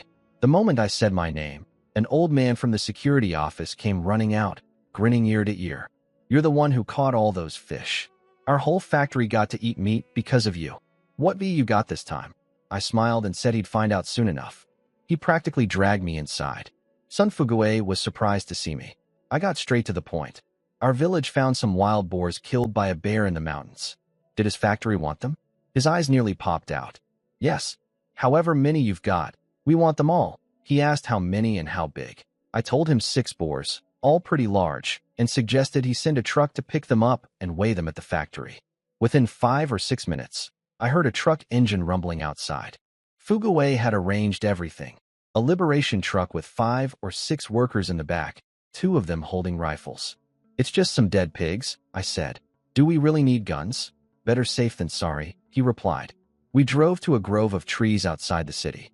I told Fugaway and the crew to wait while I went in to talk to my uncles. First, keeping up the fiction. Once I was alone and sure nobody could see, I pulled all 6 boars out of the space and laid them on the ground. When I brought Fugaway and his guys over, they all gasped. These boars were massive, thick fur, huge bodies, clearly killed by powerful blows. Fugaway walked around them, nodding with satisfaction. These are impressive. Name your price. I honestly didn't know what to ask. The official price for pork is around 75 to 80 cents per pound, but on the black market it's hit $3.50. I told him to just make me a fair offer. He appreciated the honesty and laid it out straight. Black market price for butchered pork was $3.50 per pound, but since these were whole, unprocessed boars, he'd pay 3 yuan per pound. My heart nearly jumped out of my chest. That was way more than I expected. I agreed immediately. We drove back to the factory. Fugaway sent the boars to be weighed and took me to his office for tea and cigarettes. Sitting there, it still didn't feel real. Everything had gone so smoothly. He told me this delivery was a huge deal for the factory. His workers hadn't tasted pork in ages. I agreed that times were tough everywhere. Fugaway and I kept chatting over tea until someone came in to report. All 6 boars weighed a total of 997 pounds. Fugaway waved the guy away and said, "Let's round it up to 1,000. 3 yuan per pound. That's 3,000 yuan, 3,000. I tried to act humble. That's too generous, brother. He waved it off. We're family now. Just remember to bring us good stuff next time. Before I took the money, I asked if I could get some tickets too, deducted from the total. Fugaway laughed and pulled a thick stack of tickets from his drawer. I prepared these after you sold us the fish. And don't even think about paying for them. These are gifts between brothers. Getting tickets is easy for people like us. It's regular folks like you who have it hard. I wasn't going to argue with that. I thanked him sincerely and told him I'd show my gratitude through future deliveries. Around 11, he invited me to stay for lunch at the factory cafeteria. Free food. I wasn't about to say no. He introduced me to the head chef, a big, confident man named Tian Rongtong. Fugaway told me this chef could compete with the best cooks in the whole city, and that if Fugaway wasn't around in the future, I should find Chef Tian instead. Chef Tian shook my hand warmly. Brother son, it's because of you we have real ingredients to work with today. A good cook can't do anything without good food. The dishes he brought to our private room upstairs were incredible. Even as someone from the future who'd tasted all kinds of food, I couldn't find a single fault. This man's skills rivaled any modern professional chef. After the meal, I said goodbye to Fugaway and Chef Tian. At the gate, the old security guard was patting his full belly and told me the entire factory owed me. Yesterday's fish, today's pork. I told him to thank their purchasing chief, not me. Inside I was thinking, I'm doing this for money, not karma points. No good person cards accepted, thank you. Next stop, the supply store. I'd promised the clerk, Sister Zhao, that I'd bring her some goods, and it had been 5 or 6 days. She was probably getting impatient. I took the bus, ducked into an empty alley, loaded up a big basket from the space, and headed to the store. The moment I walked in, Zhao Hongyun spotted me and called out with a grin. Little brother, you disappear for almost a week, and I thought you'd forgotten all about me. In the future, if someone called me little brother like that, I'd have some choice words. But in this era, it's just a friendly term with zero weird meaning. So I pinched my nose and accepted it. Sister Zhao, how can you say that?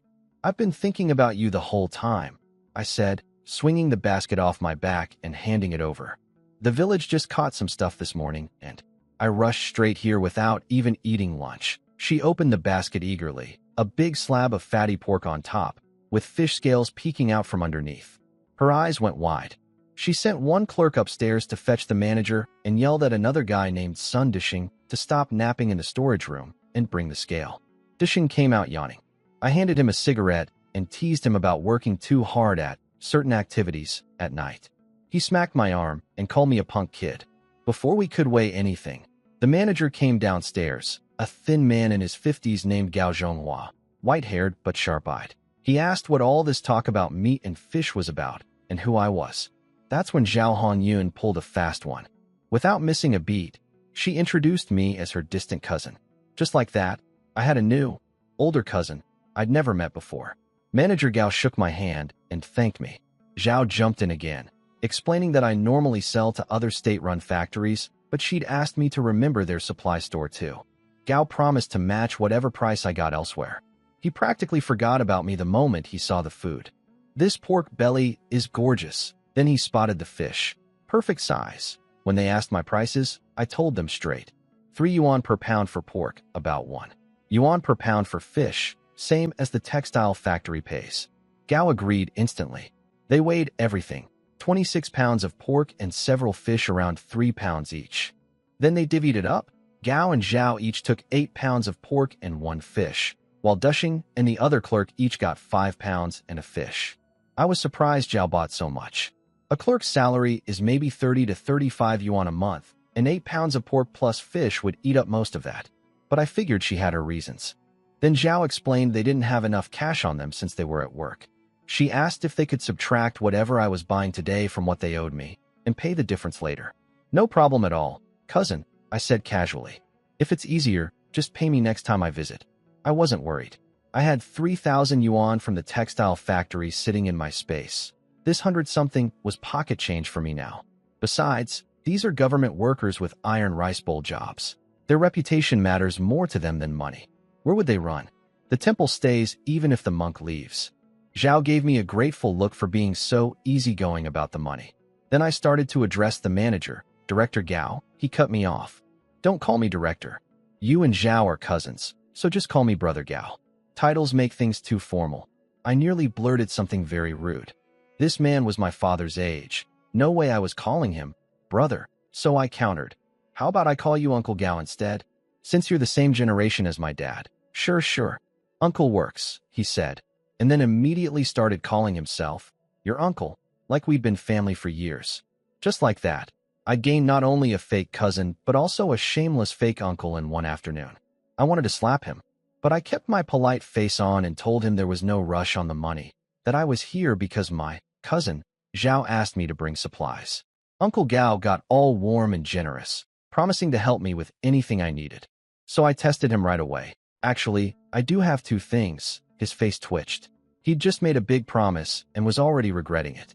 But he couldn't back down without losing face. Go ahead, nephew. First, please stop calling me Ergu. It sounds like a dog's name. He relaxed immediately. Done. I'll just call you nephew from now on. Second, could you help me find out if anyone is selling a work position?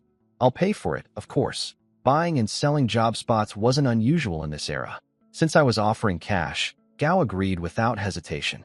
He'd ask around and let me know. With business settled, I moved on to shopping. Uncle Gao, how about giving me all the Mao Tai you've got? Plus some Zhonghua cigarettes, Dakiamin, and 5 pounds of white rabbit candy. He blinked. These were all premium goods in short supply. But he'd just promised to help me, so he couldn't say no. He nodded and told the staff to pack everything up. The Zhonghua cigarettes were for daily smoking. My lungs can't handle the cheap stuff anymore. The Mao Tai? That wasn't for drinking. In the future, aged Mao Tai is worth more than gold. I was investing. After paying, I received 64 yuan in change from what they owed me. I said goodbye, promised to come back, and headed out.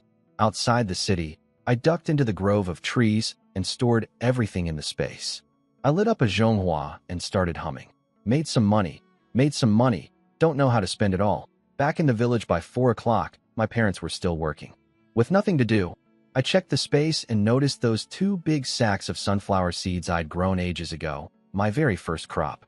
I'd forgotten about them since the space was now overflowing with real grain. I figured I'd roast them. Just toss some sand in a big pan and keep stirring. That's how it's done, right? With 100 or 200 pounds of seeds, even if I mess some up, it wouldn't matter. A nice snack for the family. My first attempt at roasting sunflower seeds, total failure. Lost 3 pounds. Second try, failed again, 5 pounds wasted. Third time, another disaster, 10 pounds gone. But I don't give up easy. On the 4th try, I was extra careful with the heat and timing. When I heard that familiar crackling and smelled that nutty aroma filling the kitchen, I knew I'd finally nailed it. A whole basin of perfectly roasted sunflower seeds. I wiped the sweat off my forehead and smiled. The family had a new snack. I checked my new watch. Already 5:20. Time to cook dinner.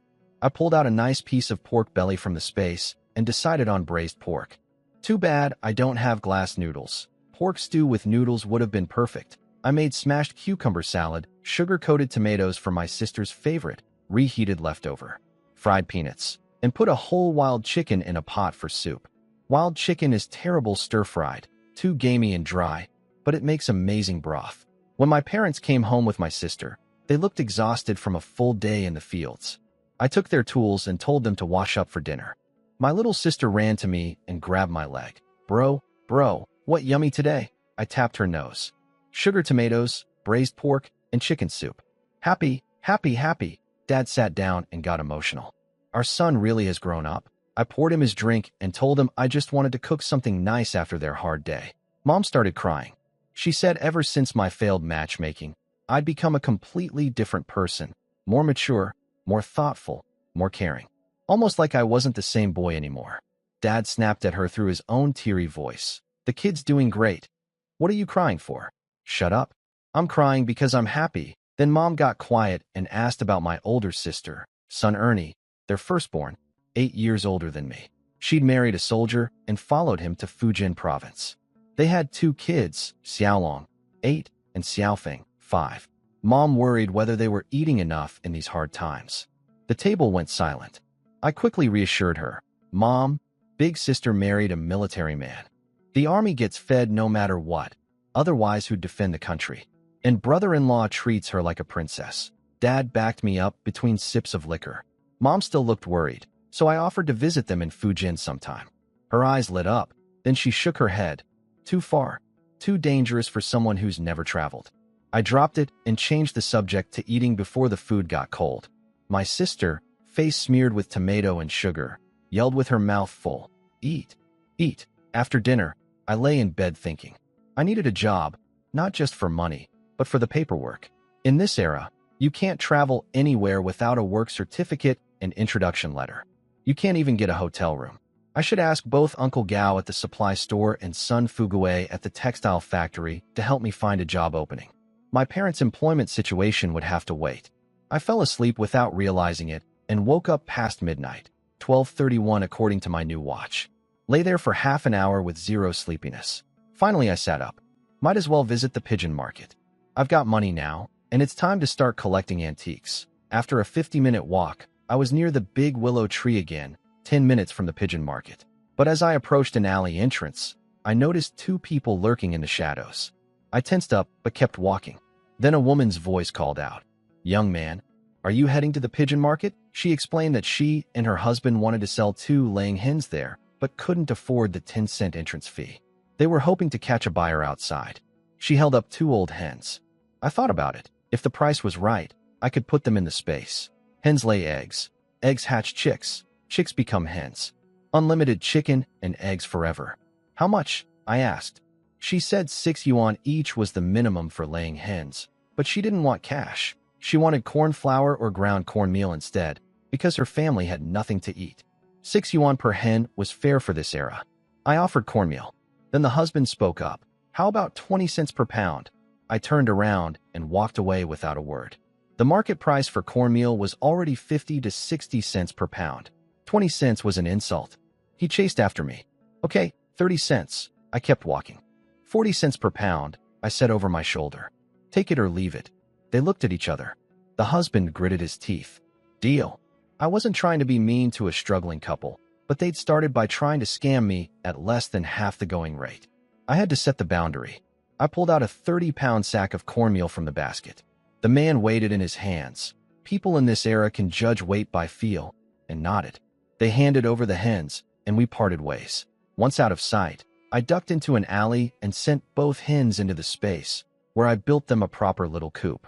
These were my only confirmed breeding chickens. My entire poultry future depended on them. No room for carelessness. At the pigeon market, I found Louis' show and traded more pumpkins and cornmeal for tickets. Then I wandered around the market aimlessly. Under a big tree, I spotted something unexpected, a guy selling guns. A middle-aged man sat on the ground with a Type 38 rifle and a Browning pistol laid out in front of him. I'd never touched a real gun in my past life. I squatted down and picked up the pistol, turning it over in my hands. My heart was pounding. 80 yuan for the rifle, 40 for the pistol, he said. I tried to bargain. 100 for both? He didn't even blink. Get lost. Don't waste my time. I almost walked away. But then I thought about it. I walk alone through dark roads at night, carrying serious money. Besides being a little stronger from the spirit water, I had zero means of self-defense. In an era where getting robbed on a night road is a real possibility, I needed something. What about bullets? If I buy both guns at full price, can you throw in some ammunition? The gun seller offered 10 free bullets per gun, with extras at 5 cents each. I ordered 500 rifle rounds and 200 pistol rounds. He didn't flinch, said 700 was nothing for him. Total came to 155 yuan. I told him I didn't have cash, but could pay in grain. His eyes lit up. Food is harder to get than money these days. I showed him my cornmeal. He checked the quality, saw it was pure golden corn flour with no filler, and offered 150 per pound. I had 70 pounds of cornmeal. That covered 105 yuan. For the remaining 50, I'd give him 100 pounds of pumpkins. He agreed and called out 2 big guys from a nearby alley to help carry. I led everyone back to Louis' show's spot, accidentally calling him nephew again. He threw his cigarette, but at me. You promised to stop that. I apologized and swore it was the last time.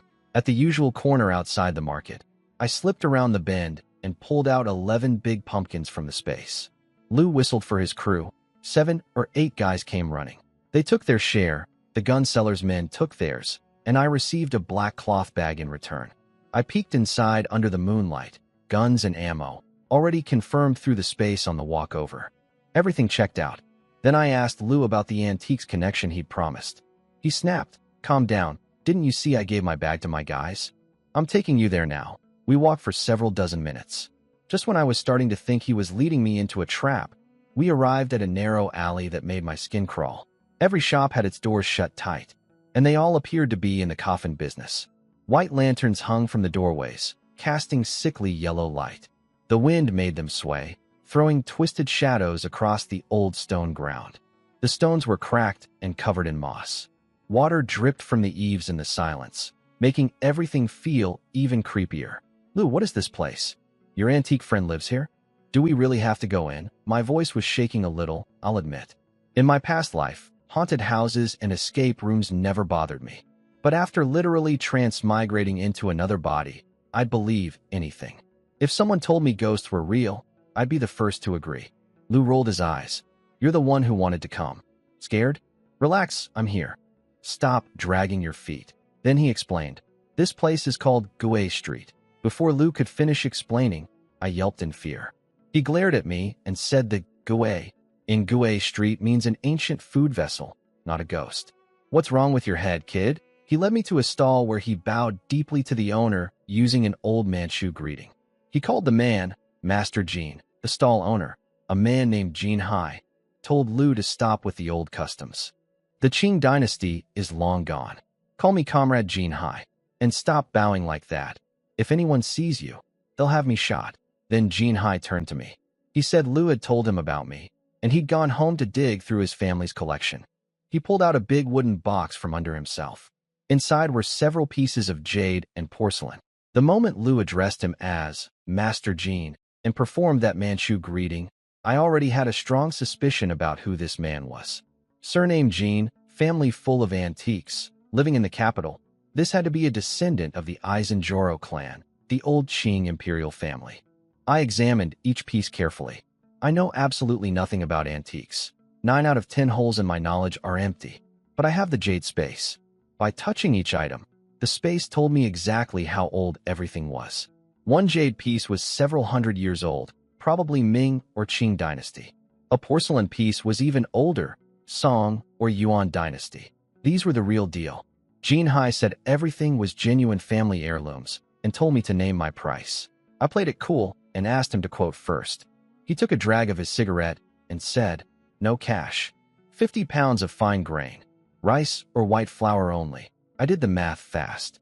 Fine grain on the black market runs about $3.50 per pound, so 50 pounds was roughly 180 yuan. Split across all these pieces, each antique came to less than 30 yuan. In the future, any single one of these would be worth a fortune. Deal. I only have flour. Is that acceptable? Jinhai's face broke into a huge smile. He clearly hadn't expected me to agree so quickly without haggling. He mentioned he had plenty more at home, and if this trade went well, he'd bring me even better pieces next time. I told him to wait, walked out of Gue Street alone, and headed toward the willow tree. After checking that nobody followed me, I ducked into an empty alley, smoked 2 cigarettes to kill time, then pulled a big sack of flour from the space, loaded it in my basket, and walked back. At Jinhai's stall, I set down the flour. He didn't even open the sack, just felt the weight with his hand and said, "It's yours." I loaded every piece into my basket, double-checking each one through the space as I picked it up. Everything matched what I'd sensed earlier. All genuine. I smiled and told him, "Master Jin, whenever you have more good stuff, think of me first. I guarantee you'll be happy with the price." I said goodbye to Jinhai and Lu Yisho and headed home feeling great. The next morning, I was up before dawn, grabbed 2 leftover buns, and headed for the mountains. Mom caught me at the door and asked where I was going so early. I told her I was checking my traps and not to worry about lunch. 2 hours of walking brought me deep into the mountains. After making sure nobody was around, I pulled the Type 38 rifle out of the space. The feel of that long barrel in my hands, pure excitement. I found an open clearing with a tree about 70 or 80 meters away, roughly as thick as a man's waist. I raised the rifle and fired. 1 shot, 2, 3. I emptied 30 rounds before running to check. Pathetic. Out of 30 bullets, only 7 hit the tree. 3 of those barely grazed the bark. If this were a moving animal, I'd hit nothing. I moved closer to 50 meters and slowed down. Careful aim, steady breathing, 1 shot at a time. 10 rounds later, 8 hits. Much better. That's more like it. Earlier I was just not awake yet, sure. I switched to the Browning pistol and fired 30 rounds to get a feel for it. Then I put the pistol away and slung the rifle over my back to go find some real targets. The gunfire had scared everything away. I walked 15 minutes without seeing a single animal. After another 20 minutes deeper, I finally found 2 wild boars, over 150 pounds each, calmly eating like they owned the place. They glanced at me, sniffed the air, and went right back to their meal. Didn't even care I was there. "You arrogant pigs. Let me show you what I can do." I shouldered the rifle, aimed at the bigger one, and fired. The bullet hit it right in the eye. It dropped instantly into a pool of blood. The other one panicked and bolted. I worked the bolt action as fast as I could and fired again, but the shot missed, kicking up dirt beside the fleeing boar. "Still need practice." I sighed, collected the dead boar into the space, and sat against a rock for a smoke break. On the way back down, I checked my traps, mostly just markers to help me navigate, honestly. I picked up 5 wild chickens and 3 rabbits along the way. Near the village, I pulled out a small dead boar from the space, about 70 or 80 pounds, tied up with vines.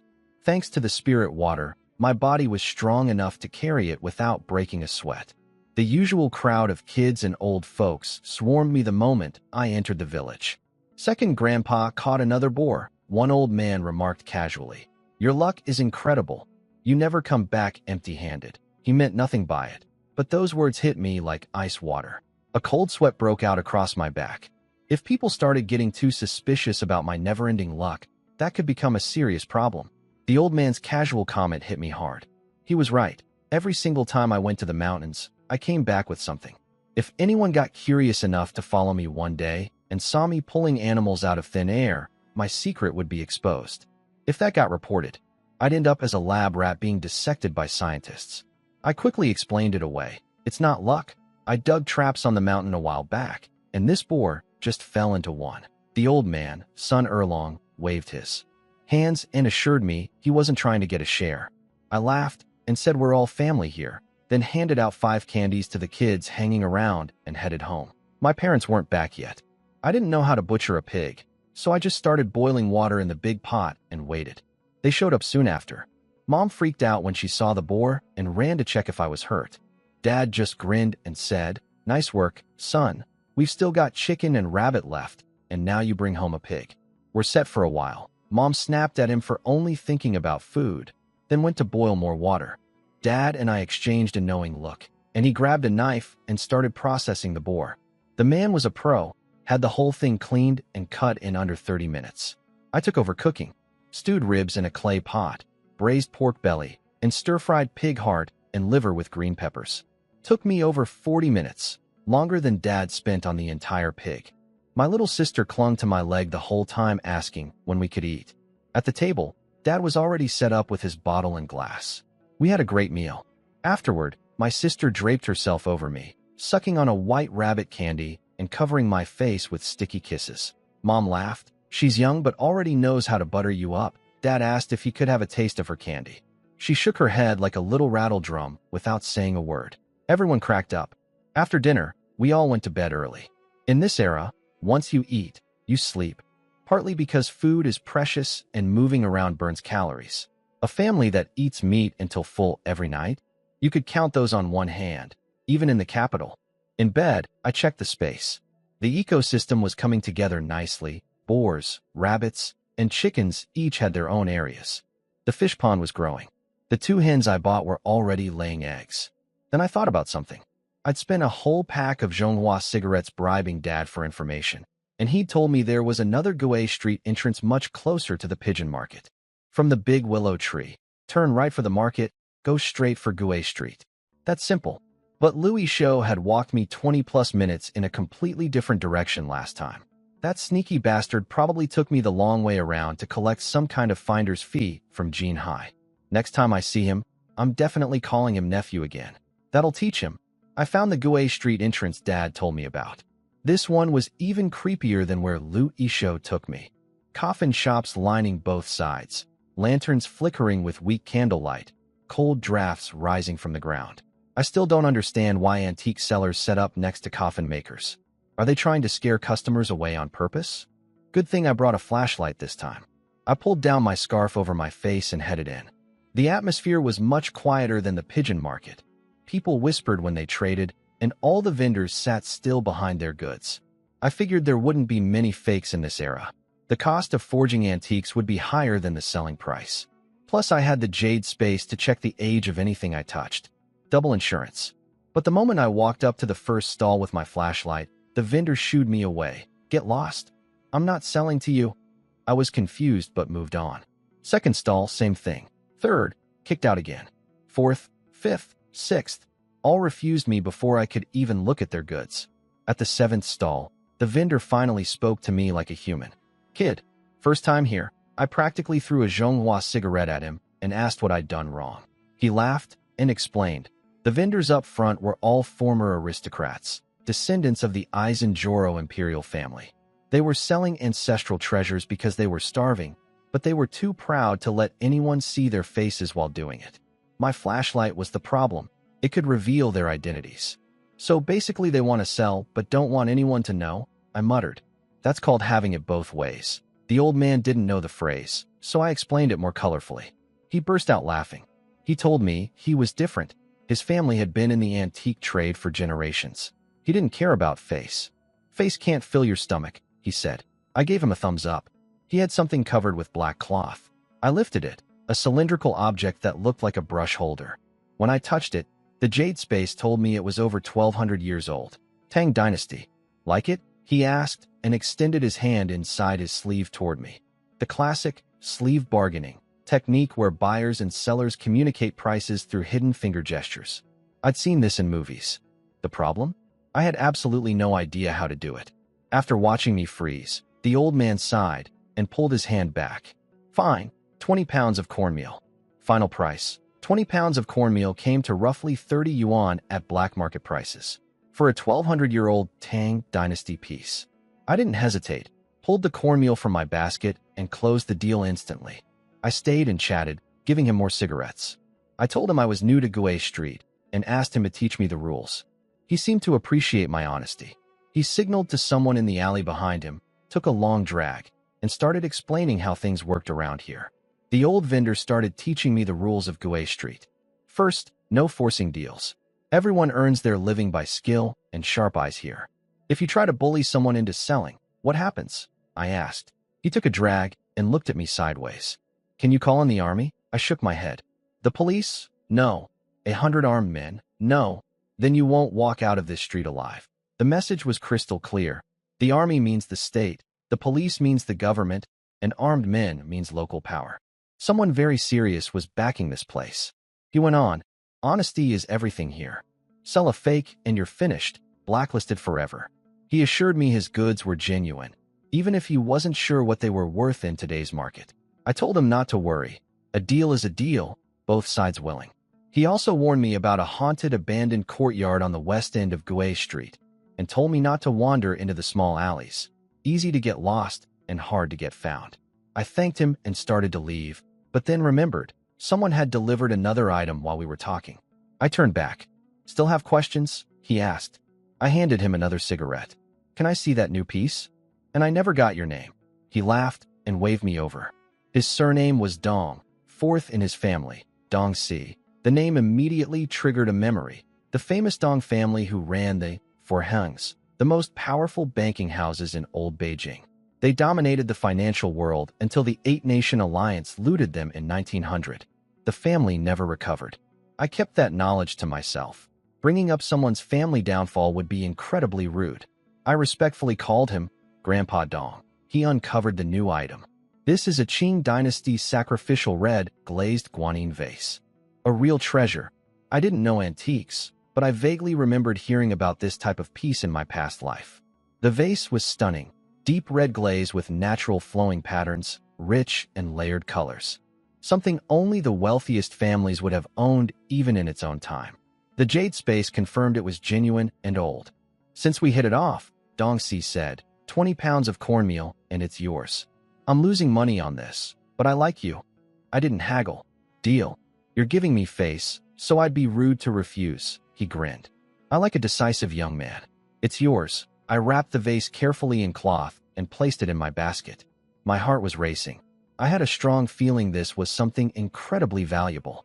2 Tang and Qing Dynasty pieces for 40 pounds of cornmeal total. In the future, either one of these could be worth a fortune. After paying 20 pounds of cornmeal for the vase, I chatted a bit more with Grandpa Dong and hurried home. I couldn't stop thinking about that guanine vase. I turned it over and over in my hands, trying to remember what I'd heard about it in my past life. The harder I tried, the blanker my mind went. Forget it. It's in my space now. Nobody can take it. Someday I'll open my own museum. But I still couldn't sleep. Finally, I burned through all my mental energy speed growing an acre of rice in the space, and within 30 seconds I was out cold. Woke up late the next day with the sun already high. When I stepped outside, I found my little sister squatting in the yard, completely absorbed in watching something on the ground.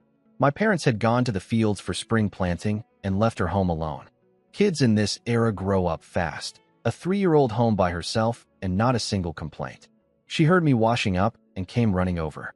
"Big bro, you awake?" I picked her up and squeezed her chubby cheeks, definitely getting rosier lately. She told me Mom said not to wake me. When I asked if she'd eaten, she nodded hard and lifted her shirt to pat her belly as proof.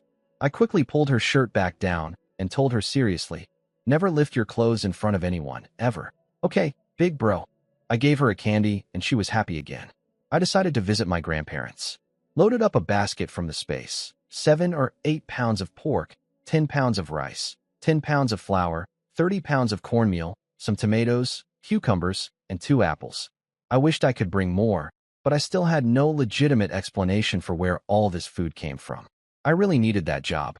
Grandpa and Grandma were sunbathing in their yard. They fussed as usual. "We don't need all this. You brought too much last time." I told them about my mountain traps and assured them their grandson was doing well. They should eat without worrying. Grandpa patted my shoulder proudly, but warned me to be careful in the mountains. Grandma brought up marriage again, said I needed someone to take care of me. I scratched my head and told her I wasn't ready yet. Just wanted to make life better for the family first. On the walk home, a very serious thought hit me.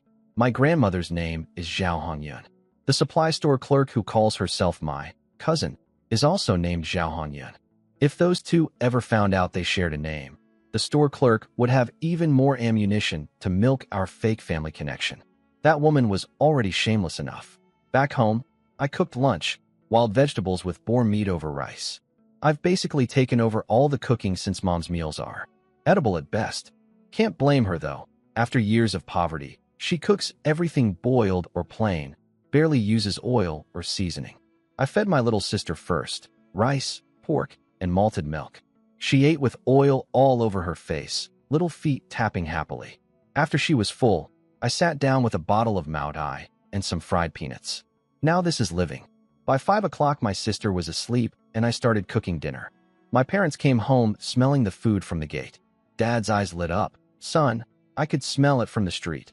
Over dinner, I handed Mom 200 yuan. This is from selling wild boar meat. Both my parents froze. They had no idea I'd caught more boars. Mom immediately started worrying about the danger. I calmed her down, then brought up what I really wanted to discuss. Mom, Dad, I want to go visit big sister in Fujian. Mom shut it down instantly. Absolutely not. It's too far, too dangerous. You've never traveled alone. I pushed back gently. Big sister had been gone over 3 years. Mom herself said she missed her. I needed to go check on her. And I wouldn't leave right away. I still needed to arrange an introduction letter and train tickets. Mom kept shaking her head, so I looked to Dad for backup. He thought about it, then spoke up. There's an old saying, traveling 10,000 miles teaches more than reading 10,000 books. The boy's old enough. We do miss our daughter. Let him go. After a long internal struggle and plenty of begging from me, Mom finally gave in. But the flood of instructions that followed was endless. Send a telegram the moment you arrive. Don't skip meals to save money. Eat properly. Be careful with strangers. My eyes went red listening to her. Mom, I promise I'll take care of myself. Dad put his hand on my shoulder. Stay alert out there. Don't trust people too easily. Keep calm when things get tough. I'll remember, Dad. Over the next few days, I got ready for my trip to Fujian. First, I went to the village chief for an introduction letter. When Sun Erlu heard I was going to Fujian alone, his mouth dropped open wide enough to swallow an egg. Then I headed to the textile factory to ask Sun Fuguei for a work certificate and official introduction letter. In this era, documents from a state-run enterprise are like a golden pass. They open every door. At the factory gate, the old security guard spotted me and yelled, "Wild Boar Kid." What a terrible nickname. I handed him a cigarette and joked around. When he got nosy about why I was there, I told him to mind his gait and stop asking questions. He got genuinely mad and shooed me away, waving his cigarette like a weapon. I laughed it off. This old man called me Wild Boar Kid, and I didn't complain, but one little joke from me and he loses his temper. I'm clearly the bigger person here. In Fuguei's office, he welcomed me warmly with tea. I told him I needed a work certificate and introduction letter to visit my sister in Fujian. He didn't hesitate for even a second. Walked to his desk, wrote both documents on official letterhead, stamped them with his department seal, and handed them over in an envelope. Done in 2 minutes. Then he asked about my train ticket. When I said I'd buy it in a couple days, he waved me off. First time traveling, right? I'll have someone buy it for you. Just tell me where you're going and how long you'll stay. That's when I learned that even buying a train ticket requires an introduction letter in this era, stating your name, destination, and duration of stay. I wrote down Nanping Station in Fujian and estimated 12 days total. The math was rough. This era's slow trains stop at every single station. Beijing to Nanping is about 1,800 kilometers, probably 60 hours on the train, roughly 2 days and 3 nights each way. 6 days of travel round trip, leaving me about 6 days with my sister's family. Fuguei also asked when I wanted to leave. I said the day after tomorrow. Needed time to wrap things up at home. He promised the ticket would be ready. Before leaving, I mentioned I'd brought another delivery of goods for the factory. Fuguei's face lit up like a Christmas tree. He slapped my shoulder and gave me a thumbs up. Brother, you're the best. I swung by the factory kitchen and saw Chef Tian Rongtong through the window. He waved excitedly and came out to greet me. Brother Sun, more supplies for us? I gave Chef Tian a cigarette and told him I had another wild boar to deliver. His eyes lit up. I asked to borrow the kitchen's tricycle to haul it in. He offered to send helpers, but I quickly declined. Can't have people following me to an empty spot where I pull a 300-pound pig out of thin air. Tian showed me a shiny tricycle behind the kitchen and told me I could use it anytime without asking. I thanked him and pedaled toward the city gate. At the gate, the old security guard grinned and said, "Every time you show up, our cafeteria food improves 10 levels. Why don't you just join our purchasing department? We'd eat meat every meal." The idea actually wasn't bad, but I just fired back. "Is this factory yours? You think you can just hire people?" He swallowed his anger because he knew I was going to bring back food. He opened the gate and waved me through like shooing a fly. Outside the city, I parked in the grove of trees, smoked a cigarette, checked for witnesses, then pulled the biggest boar out of the space, the wild boar king. I'd originally wanted to keep him for breeding, but this beast kept attacking the other males in the space. Nearly killed 2 of them before I intervened. He had to go. When I rolled back through the factory gate, the guard's jaw hit the floor. That thing's got to be 200 or 300 pounds. How did you catch it? I handed him a cigarette and said, ever heard of a trap? Though with your intelligence, it might be hard to explain. He screamed after me about using traps against Japanese soldiers back in the day, but I was already pedaling away. I dropped the boar and tricycle off with Chef Tion, who was equally stunned by the size. Then I headed to Fugue's office. Before I could even light a cigarette, someone knocked. A young guy came in carrying an armful of supplies, things Fugue had sent him to buy for me. On the desk, a towel, a tea mug, a military canteen, toothpaste, toothbrush, everything I'd need for the train journey. I know it's your first long trip, Fugue said. Check if anything's missing. I looked at all the thoughtfully prepared items and felt genuinely moved. Brother, you've thought of everything. I don't even know how to thank you. He waved it off. Between brothers, no need for thanks. Before he could say anything else, there was another knock at the door. The door opened and a clerk came in to report. The wild boar weighed 286 pounds. At 3 yuan per pound, that came to 858 yuan. When Fugue pulled out a stack of bills, I stopped him. I asked him to deduct the train ticket, the travel supplies he'd bought me, and some cigarette and liquor money for the guys who ran errands. He tried to refuse, but I insisted. If he wouldn't let me pay, I'd be too embarrassed to ask for help next time. He sighed and agreed. Another knock. The ticket guy was back. He'd gotten me a sleeper ticket for the day after tomorrow, departing at 4:30 in the afternoon. I'd arrive in Fujian the next morning. I handed the guy 2 packs of Zhonghua as thanks. Fugue told him to just take them. After everyone left, Fugue handed me the remaining money. 858 for the boar. The supplies were just a few yuan, don't argue. Train ticket plus errand money. I kept 8. Rest is yours. I looked at the money. Brother, 8 yuan doesn't even cover the train ticket. He waved me off and stuffed the cash into my hands. I knew he'd covered the difference out of his own pocket. I made a mental note to repay this kindness. He invited me to lunch at the cafeteria, but I declined. Things to do at home. I promised to treat him and Chef Tion to a proper restaurant dinner after my trip. The walk home took over an hour. Halfway there, I nearly turned around to go buy a bicycle. My legs were screaming, but I couldn't explain where I got a bike ticket. I also kicked myself for not asking Fugue if his purchasing department had any job openings. Not my dream job, but better than nothing. My face still wasn't thick enough for that kind of ask. At home, nobody was around. I pulled out rice, flour, pork, and fish from the space, then carried it all to my grandparents' house. They were surprised and moved as usual. I told them about my Fujian trip. They worried a little but understood. A brother visiting his sister after 3 years apart. That evening, I told my parents everything was set. Mom started her endless safety lecture again. I teased her. The train isn't until the day after tomorrow. Are you going to lecture me nonstop for 2 straight days? She got flustered. You ungrateful brat. I'm just worried. You've never been this far from home. I held her hand. Mom, I'll be fine. I'll bring you back something good. She laughed through her tears. I'm not your little sister. You can't buy me off with treats. Just come home safe. I grinned. Maybe I'll meet a pretty girl on the train and bring her home as your daughter-in-law. Mom shook her head, but couldn't hide her smile. You and your big mouth. But if you really did bring one home, that wouldn't be bad at all. 2 days flew by, and it was time to leave. My parents both skipped work to see me off. Mom tried to give me back the 200 yuan I'd given her. Son, you'll need money on the road. We don't need it here.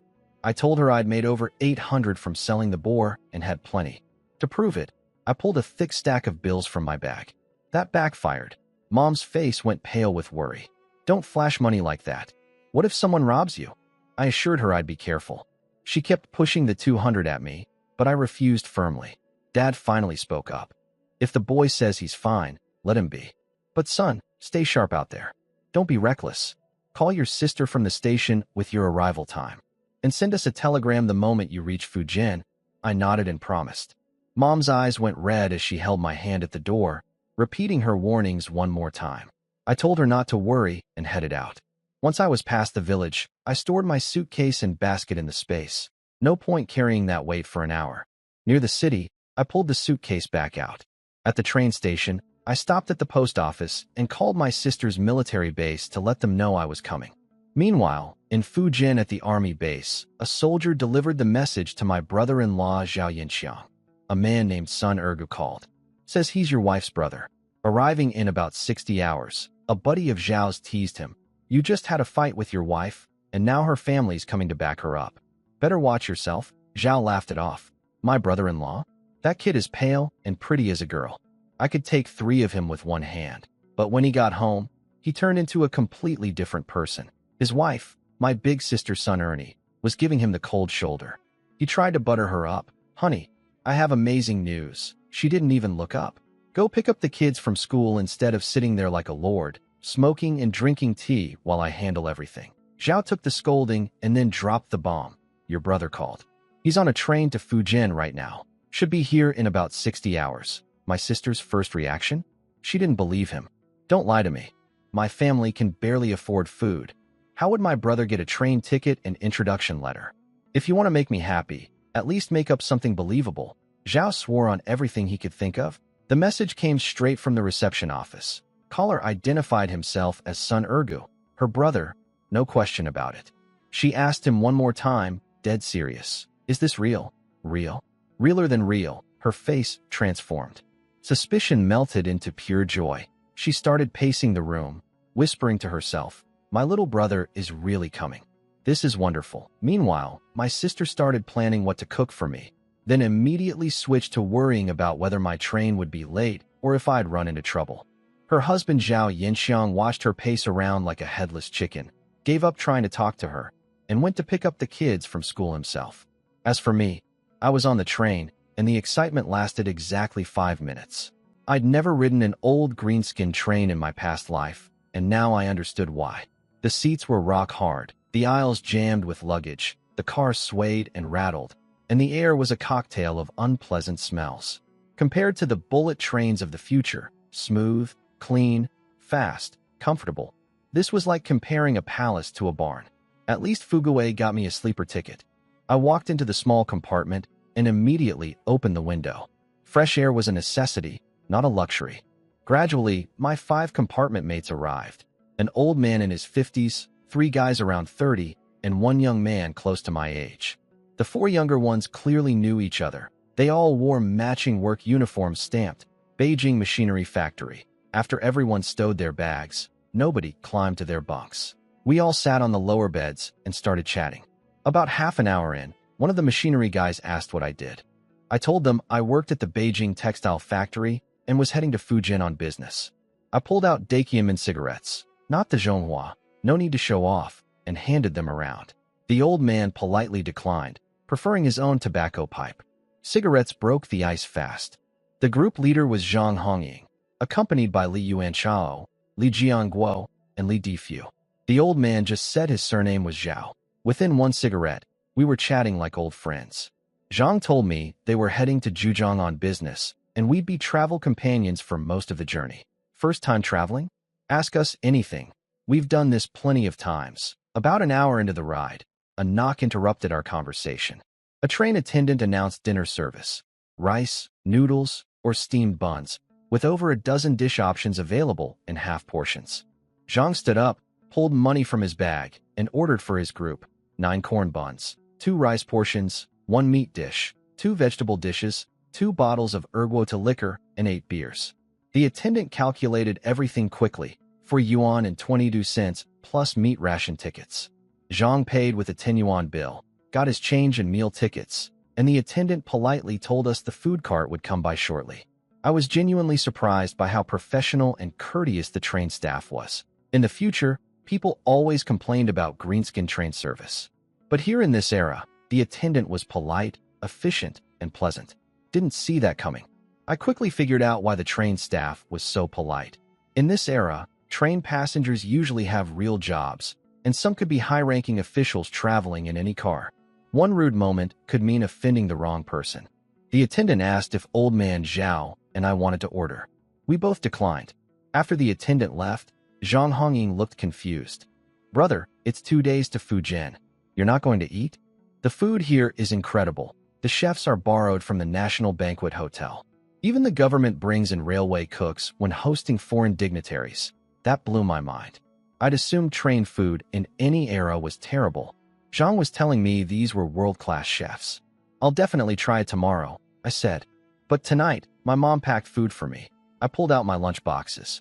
The second I opened the lids, the whole compartment filled with the smell of braised pork, glistening red chunks of fatty and lean meat, plus stir-fried pork with green peppers and a box of fluffy rice. Everyone's eyes locked onto those boxes. Old man Zhao's throat bobbed. The machinery factory guys stared with open longing. Zhang managed to smile. Your family takes good care of you. I scratched my head. First time away from home. Mom went all out. Everyone was polite enough not to ask for any, but I could see the desire in their eyes. In an era where meat is rare, 2 boxes of pork dishes is like carrying gold. I made the call. Gentlemen, there's an old saying. Happiness shared is happiness doubled. I brought the food, you brought the drinks. Let's put it all together and have a proper meal. They protested politely. We couldn't. Your mother made that for you. But I insisted. There was way more than I could eat alone, and wasting food would be a shame. The real reason? More friends means more roads in life. Zhang bought another bottle of Nolenshin and 4 more beers. They set everything up on the little train table. 6 people, so half a bottle of baijiu each plus 2 beers. Zhang poured for everyone. But when he offered old man Zhao a drink, the old man flatly refused, said he didn't touch alcohol. Zhang tried twice more, then gave up. The extra half bottle got split among the rest of us. That refusal caught my attention.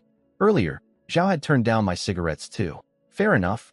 Old pipe smokers often can't stand manufactured cigarettes. But refusing both cigarettes and alcohol? And I caught something else. When Zhao glanced at our bottles of Nolenshin, there was a flash of disdain in his eyes. He covered it quickly, but I definitely saw it. At first I thought he was just embarrassed about having nothing to contribute. But that look told me something different was going on with this old man. While everyone ate and drank, I kept stealing glances at old man Zhao. When I reached for peanuts, I deliberately brushed against him and used the jade space to scan his entire body. What I found made my blood run cold. Hidden in his sleeve, a miniature pistol glinting with cold metal. Strapped to his back, 2 grenades. Tucked behind his back molar, a pill. I didn't know what kind, but my gut said poison. And woven into his hair, a razor-thin blade, nearly invisible. I pulled my hand back and forced my face to stay calm. Who was this man? Why was he armed like an assassin on a passenger train? I replayed every detail, refusing my cigarettes, declining alcohol with that flash of contempt toward our cheap liquor, his perfectly composed demeanor. None of it added up to a harmless retiree. I casually asked where he was from. Guangzhou, he said, but he had 0 southern accent. He explained he'd been brought to Beijing as a child and was heading home to retire. Smooth answer, no holes. I didn't push further. The drinking went on until past 10. Everyone washed up and climbed into their bunks. Zhao waited until every single person was asleep before lying down, fully clothed. I lay awake in the dark, heart pounding, watching his bunk. I couldn't sleep knowing what was hidden on that old man's body. Hour after hour, I waited. Finally, I heard soft snoring from his direction. I crept over and confirmed he was asleep. Then I took a deep breath, focused my mind, and wrapped him in the jade space's power. His body shimmered and vanished, pulled into the space. Inside the space, I worked fast. I took the pistol, beautifully crafted, clearly no ordinary weapon. Removed both grenades from his back. Extracted the dark pill from behind his tooth. It smelled strange, probably poison. Pulled the hair-thin blade from his scalp. Every item screamed danger and secrecy. I destroyed all the weapons and made sure nothing was usable. Then I placed the unconscious old man back on his bunk and headed straight for the train conductor's office. Walking through the corridor, my nerves were on fire. I had no idea if Zhao was working alone or if he had accomplices on this train. I reached the conductor's office and knocked. Who is it? I told him I was from compartment 9 and had something urgent to report. He opened the door, saw my face, and told me to calm down and explain. I whispered that there was a suspicious person in our compartment carrying dangerous items. His expression turned dead serious. He called in the 2 railway police officers on board. After hearing my report, the senior officer Nye Fuse immediately understood the gravity. He told his younger partner Sun Yonggan. Based on this comrade's description, the man fits the profile of an enemy agent. These people never carry just one weapon. We need to arrest him immediately before anyone gets hurt. The two officers walked down the narrow corridor with grim determination. They pushed open our compartment door. Zhao was lying still, sleeping deeply. They exchanged a glance, then lunged simultaneously and pinned him down. Just as I told them, he didn't wake up at all. They cuffed him quickly. They searched him and found exactly what I described. The miniature pistol in his sleeve, cold metal gleaming under the light. Then the 2 grenades at his waist. They removed everything carefully. These agents always hide poison behind their back molars. They bite down to kill themselves when caught. Open his mouth, Nya ordered. His partner pried Zhao's jaw open and found the dark pill exactly where I said it would be. Confirmed. Classic enemy operative technique, Nya said, finally breathing a little easier. I played innocent and said, I remember seeing in movies that spies sometimes hide razor blades in their hair or needles in their ears. Is that really true? Nya's eyes went cold. Following my hint, he searched Zhao's hair thoroughly and found the paper-thin blade I'd already discovered. Without my suggestion, they might have missed it entirely. Young comrade, we owe you for that tip. We could have easily overlooked that blade, Nya said, patting my shoulder gratefully. The conductor told Zhang Hongying and the others, who were frozen on their bunks, not to worry. I waved to them on my way out. It's probably just a misunderstanding.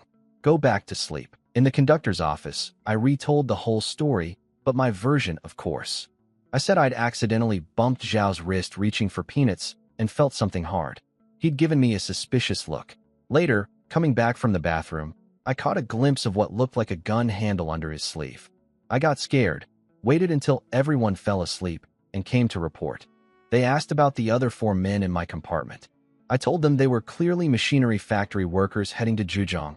No concerns there. But whether Zhao had accomplices elsewhere on the train, I had no idea. The officers tried to interrogate Zhao, but he wouldn't wake up no matter what they did. I helpfully suggested what I'd seen in movies, splash water on his face. That usually works. I didn't wait for anyone to react. Just grabbed the tea mug off the table and splashed water right in Zhao's face. While doing it, I secretly touched him and used the space to release the hold on his consciousness. He shivered, then slowly opened his eyes. Wow, it actually works, I said, acting surprised. Zhao saw the handcuffs on his wrists and the officers standing over him. A flash of panic crossed his eyes, but he recovered fast. Officers, what is this? There must be some misunderstanding. Officer Sun Yonggan told him straight. You were carrying dangerous weapons. We have reason to believe you have hostile intentions. State your identity and purpose. Now, Zhao kept insisting it was all a misunderstanding. But the senior officer Nephews had clearly dealt with people like this before. He said calmly, You're an enemy agent, aren't you? Stop resisting. We're all compatriots here. Cooperate and you'll be treated fairly. That shut Zhao up. He stopped protesting but refused to answer any questions. No matter how much pressure they applied, he stayed silent. Nye decided to hold him until the next station and hand him over to the local police for deeper interrogation. They also tightened security on the entire train. 20 minutes later, we pulled into a station where police were already waiting on the platform. Nia and Sun transferred Zhao and briefed the local officers on everything. The local police chief marched right up to me and started praising me loudly.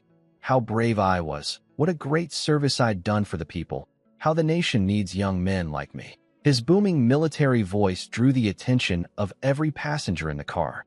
I wanted to disappear. You couldn't just say thank you quietly? Why announce it to the whole train? I shook his hand, exchanged some polite words, and watched them take Zhao away. What nobody noticed was a pair of hateful eyes watching from a corner of the carriage. Back on the train, Nia suggested I move into their compartment for safety. I agreed immediately. Not because I was truly scared, but why take chances? Extra protection plus good company was a win-win. Sun Yonggan, who was only a few years older than me, couldn't contain his curiosity. How did you know that old man was suspicious? What if you were wrong? I grinned. Brother Sun, you don't understand. I've got eagle eyes. One look at that guy, and I knew something was off. Those shifty eyes. Dead giveaway. Plus my instincts are never wrong. He laughed. And you weren't scared? Scared of what? If I was wrong, I'd just apologize. But if I let a bad guy slip by, that's the real problem. He gave me a thumbs up. Kid's got guts. We hit it off fast. Then he asked about my name. I told him my dad picked it, said ugly names help kids survive. I've wanted to change it forever, but my old man won't hear of it. Sun Yongan laughed and said, a name's just a label. Look at what you did tonight. Even if you're a dog, you're the howling celestial dog who serves the war god Erlang Shin himself. I told Sun Yongan that calling me a celestial dog was still calling me a dog, which didn't help. He just laughed. Soon the alcohol and exhaustion hit me, and I fell asleep feeling completely safe with 2 police officers in the compartment. I woke up past 8 the next morning to noise from the station platform. Nephews came in with breakfast, 2 corn buns, and a bowl of corn porridge. I thanked him and took a cigarette out for him. He said he had to patrol and left. I forced down half the porridge and half a bun. The bun scratched my throat going down. I couldn't finish the rest. When Sun Yongan walked in and spotted the leftovers, I could see him swallowing his saliva. I rubbed my stomach and said the alcohol from last night killed my appetite. Could he help me finish so it wouldn't go to waste? He nodded eagerly. My master always says waste is shameful. Since you can't eat, I'll sacrifice myself. He demolished everything in minutes and let out a satisfied burp. When I asked if he was happy, he said it was the fullest he'd been in a long time. That hit me. Even a police officer on a train struggles to eat well in this era. 2 more days and nights passed. On the 3rd afternoon, the speaker announced we were 20 minutes from Nanping Station, over 6 hours behind schedule. Nothing I could do about that. As I was packing up, Conductor Yang and Officer Nye came to find me. Yang asked to confirm my workplace, the textile factory. My heart dropped. I thought they'd discovered my fake documents. I immediately decided to take full responsibility. No way was I dragging Sun Fuguwei down. I confessed everything. I'm not actually a factory worker. I'm from a farming village. I sell game to the textile factory. I asked a friend there to write me a work certificate and introduction letter because I didn't think a village letter would be good enough for traveling. Whatever punishment there is, please only punish me. Both men stared at me in stunned silence. Then they burst out laughing so hard they could barely breathe. Didn't see that coming. Kids got loyalty, Young gasped. But checking documents isn't my job. He pointed at Nya. Stop laughing. This is your department. Go interrogate him. Nya was doubled over. Not my problem either. Someone else can deal with it. I stood there, face burning red, realizing I'd completely misread the situation. I handed them both cigarettes and lit them up. Can you just tell me what you actually wanted? I'm about to miss my stop. That snapped them back to reality. Yang composed himself and explained, since you don't actually work at the textile factory, we need a real contact address. In case anything comes up with the case, we need to be able to reach you. I gave them both my sister's military address and my home village address without hesitation. When they saw the military connection, the conductor's eyes lit up. No wonder your awareness is so high. You're a military family member. His intense enthusiasm made me uncomfortable. Thankfully, the train started slowing down. I said quick goodbyes and grabbed my suitcase. Sun Yongan appeared at the compartment door, took my suitcase, and clapped my shoulder hard. When you're back in Beijing, come find me.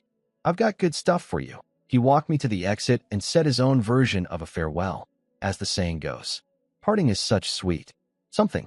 See you back in Beijing. Conductor Yang unlocked the door and said something strange. We'll be seeing each other again soon. I assumed he meant my return trip and didn't think much of it. What I didn't hear was Nya asking Yang after I left. Think this kid will actually take the job placement? Yang replied, he said he's unemployed. This is a rare opportunity. He'll probably value it. They'd apparently pulled some strings for me behind the scenes. Once off the train, I ducked into the station bathroom. The smell nearly killed me, but the stalls had doors at least. I pulled out a big burlap sack from the space and packed it fast. 30 pounds of rice, 30 pounds of flour, 50 pounds of cornmeal, 20 pounds of boar meat, plus apples, oranges, and sugarcane. The sack could barely close. Thanks to the spirit water, I could carry 180 pounds like it was nothing. I burst out of that bathroom gasping for fresh air, then walked out of the station with my sack and suitcase. The train had been over 6 hours late, so my sister wasn't at the exit. I searched everywhere, starting to think I'd need to find a phone. Then I heard a distant shout. Ergu, over here. My sister's son Ernie was waving from 50 meters away. If my hearing hadn't been enhanced by the spirit water, I might have missed her entirely. I waved back and hurried over. She grabbed my arm, eyes instantly turning red. I've been waiting so long for you to come. I looked at my big sister for the first time. Well, the first time for me, and felt a surge of warmth. Whether it was the original body's feelings or something else, there was zero awkwardness. Just family. She studied my face. You've grown taller. And more handsome. I know, right? I think so too. She laughed and smacked my head lightly. Still as thick-skinned as ever, we walked side by side, catching up on everything. She asked about our grandparents, our parents, and especially little Arya, the sister she'd never met. I told her how cute Arya was, always following me around calling, Big Brother. Her eyes got misty imagining it. At the bus stop, I asked how far her place was. About an hour by bus. After 2 days and 3 nights on a train, the last thing I wanted was more sitting. But an hour by bus meant 30 or 40 kilometers, too far to walk. I joked, when is brother-in-law getting promoted high enough for a car? Next time I visit, I want to be picked up in style. She laughed and said he'd need to reach at least regiment commander level for that. The bus pulled up and I climbed on with my giant sack. The moment I stepped inside, I was hit by a wall of smell, sweat, cigarette smoke, foot odor, and chicken droppings. All at once. The smell on that bus almost made me turn around and walk, but 50+ kilometers was too far. I paid 80 cents for 2 tickets, and we grabbed window seats. The bus stopped for every person waving on the roadside, just like the train stopping at every station. After an hour of swaying and lurching, my sister finally said we'd arrived. At the military family compound's reception office, I filled out personal information forms and had my bags inspected before they let me in. Standard procedure. A strange face showing up unannounced in a military compound could easily be mistaken for a spy. Inside, the compound was rows of neat little houses with red tiles and gray walls. Kids too young for school were running around playing. Women greeted my sister as we walked by, curious about who I was. She introduced me as her brother from back home. Then we ran into trouble. A middle-aged woman in a dark blue dress walked toward us, chin slightly raised, eyes cold, radiating superiority. My sister greeted her politely. Sisterly. Heading out, the woman barely acknowledged her with a hum. She scanned both of us like we were beneath her. Then her eyes lingered on me with obvious disapproval of my clothes. She asked who I was. My sister explained I was her brother visiting from the countryside. The woman, Li Hongfong, lifted her chin even higher and said, "This isn't the village. Teach him proper manners, and especially hygiene. Don't bring bad rural habits into this compound." Then she turned and walked away without looking back. I bit my lip hard. Every muscle in my body wanted to respond, but I stayed quiet for my sister's sake. She had to live here. Once we were out of earshot, I asked who that woman was. My sister sighed. She's the regiment commander's wife. Apparently, she was some kind of upper-class lady before liberation. Between that and her husband's rank, she thinks she's above everyone. She's always like this. My blood was boiling. Since when does where you're born decide your worth? Without farmers growing food, people like her couldn't even find a warm meal. But my sister grabbed my arm and whispered, "Keep it down. Your brother-in-law has to serve here. We can't make trouble for him." I nodded reluctantly, but made a mental note. If this woman ever crossed the line with me directly, regiment commander's wife or not, I wouldn't hold back. At home, my sister poured me water and told me not to take Li Hongfang's words to heart. I waved it off, not worth my anger, and changed the subject by opening my big sack. One by one, I pulled everything out: rice, flour, cornmeal, apples, oranges, sugarcane, smoked wild chicken, smoked wild rabbit, and a massive 20-pound slab of pork. My sister's eyes kept getting wider as I pulled things from the sack. When the 20-pound chunk of pork came out, she nearly screamed. "Where did you get all this?" Her voice was shaking. I grinned. "Guess, wrong move." She slammed the table and stood up, fury in her eyes. "Son Ergu, did you forget everything Dad taught us? What's the one thing he said more than anything else?" Memories of the original owner flooded my mind. Specifically, memories of this big sister beating him senseless whenever he misbehaved. Their parents and grandparents always went easy on him as the only boy, but not her.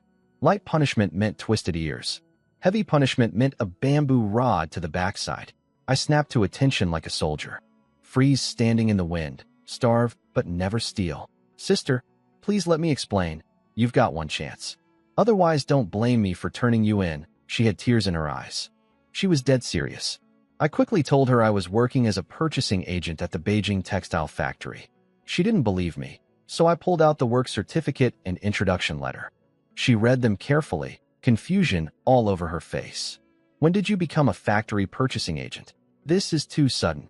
I explained the whole story, started by selling wild boar I'd hunted to the factory, built a relationship with the purchasing chief, and eventually he offered me the position. You know how valuable a state factory job is. You think I'd turn that down? She calmed down but kept warning me. Don't do anything illegal just to bring me food. We may be poor, but we live with dignity. I promised her everything was legitimate. She finally relaxed, patted my head, and said, "You've really grown up. I'm proud of you." Then she started making dinner. I asked when the kids got out of school. 4:30, she said. I pointed at the clock. It was already 5. She shrieked, and we both bolted out the door. At the school gate, little Rulon and Ruffling were standing there looking pitiful. The last 2 kids left. 5-year-old Ruffling put on a grown-up act. "Mom, did you lose track of time doing housework again? I keep telling you, just let me bring brother home. I can handle it." My sister apologized to the waiting teacher and knelt down to comfort the kids. Ruffling shook her head like a tiny adult, hands behind her back.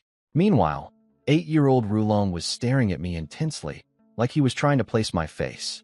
I decided to tease Ruffling.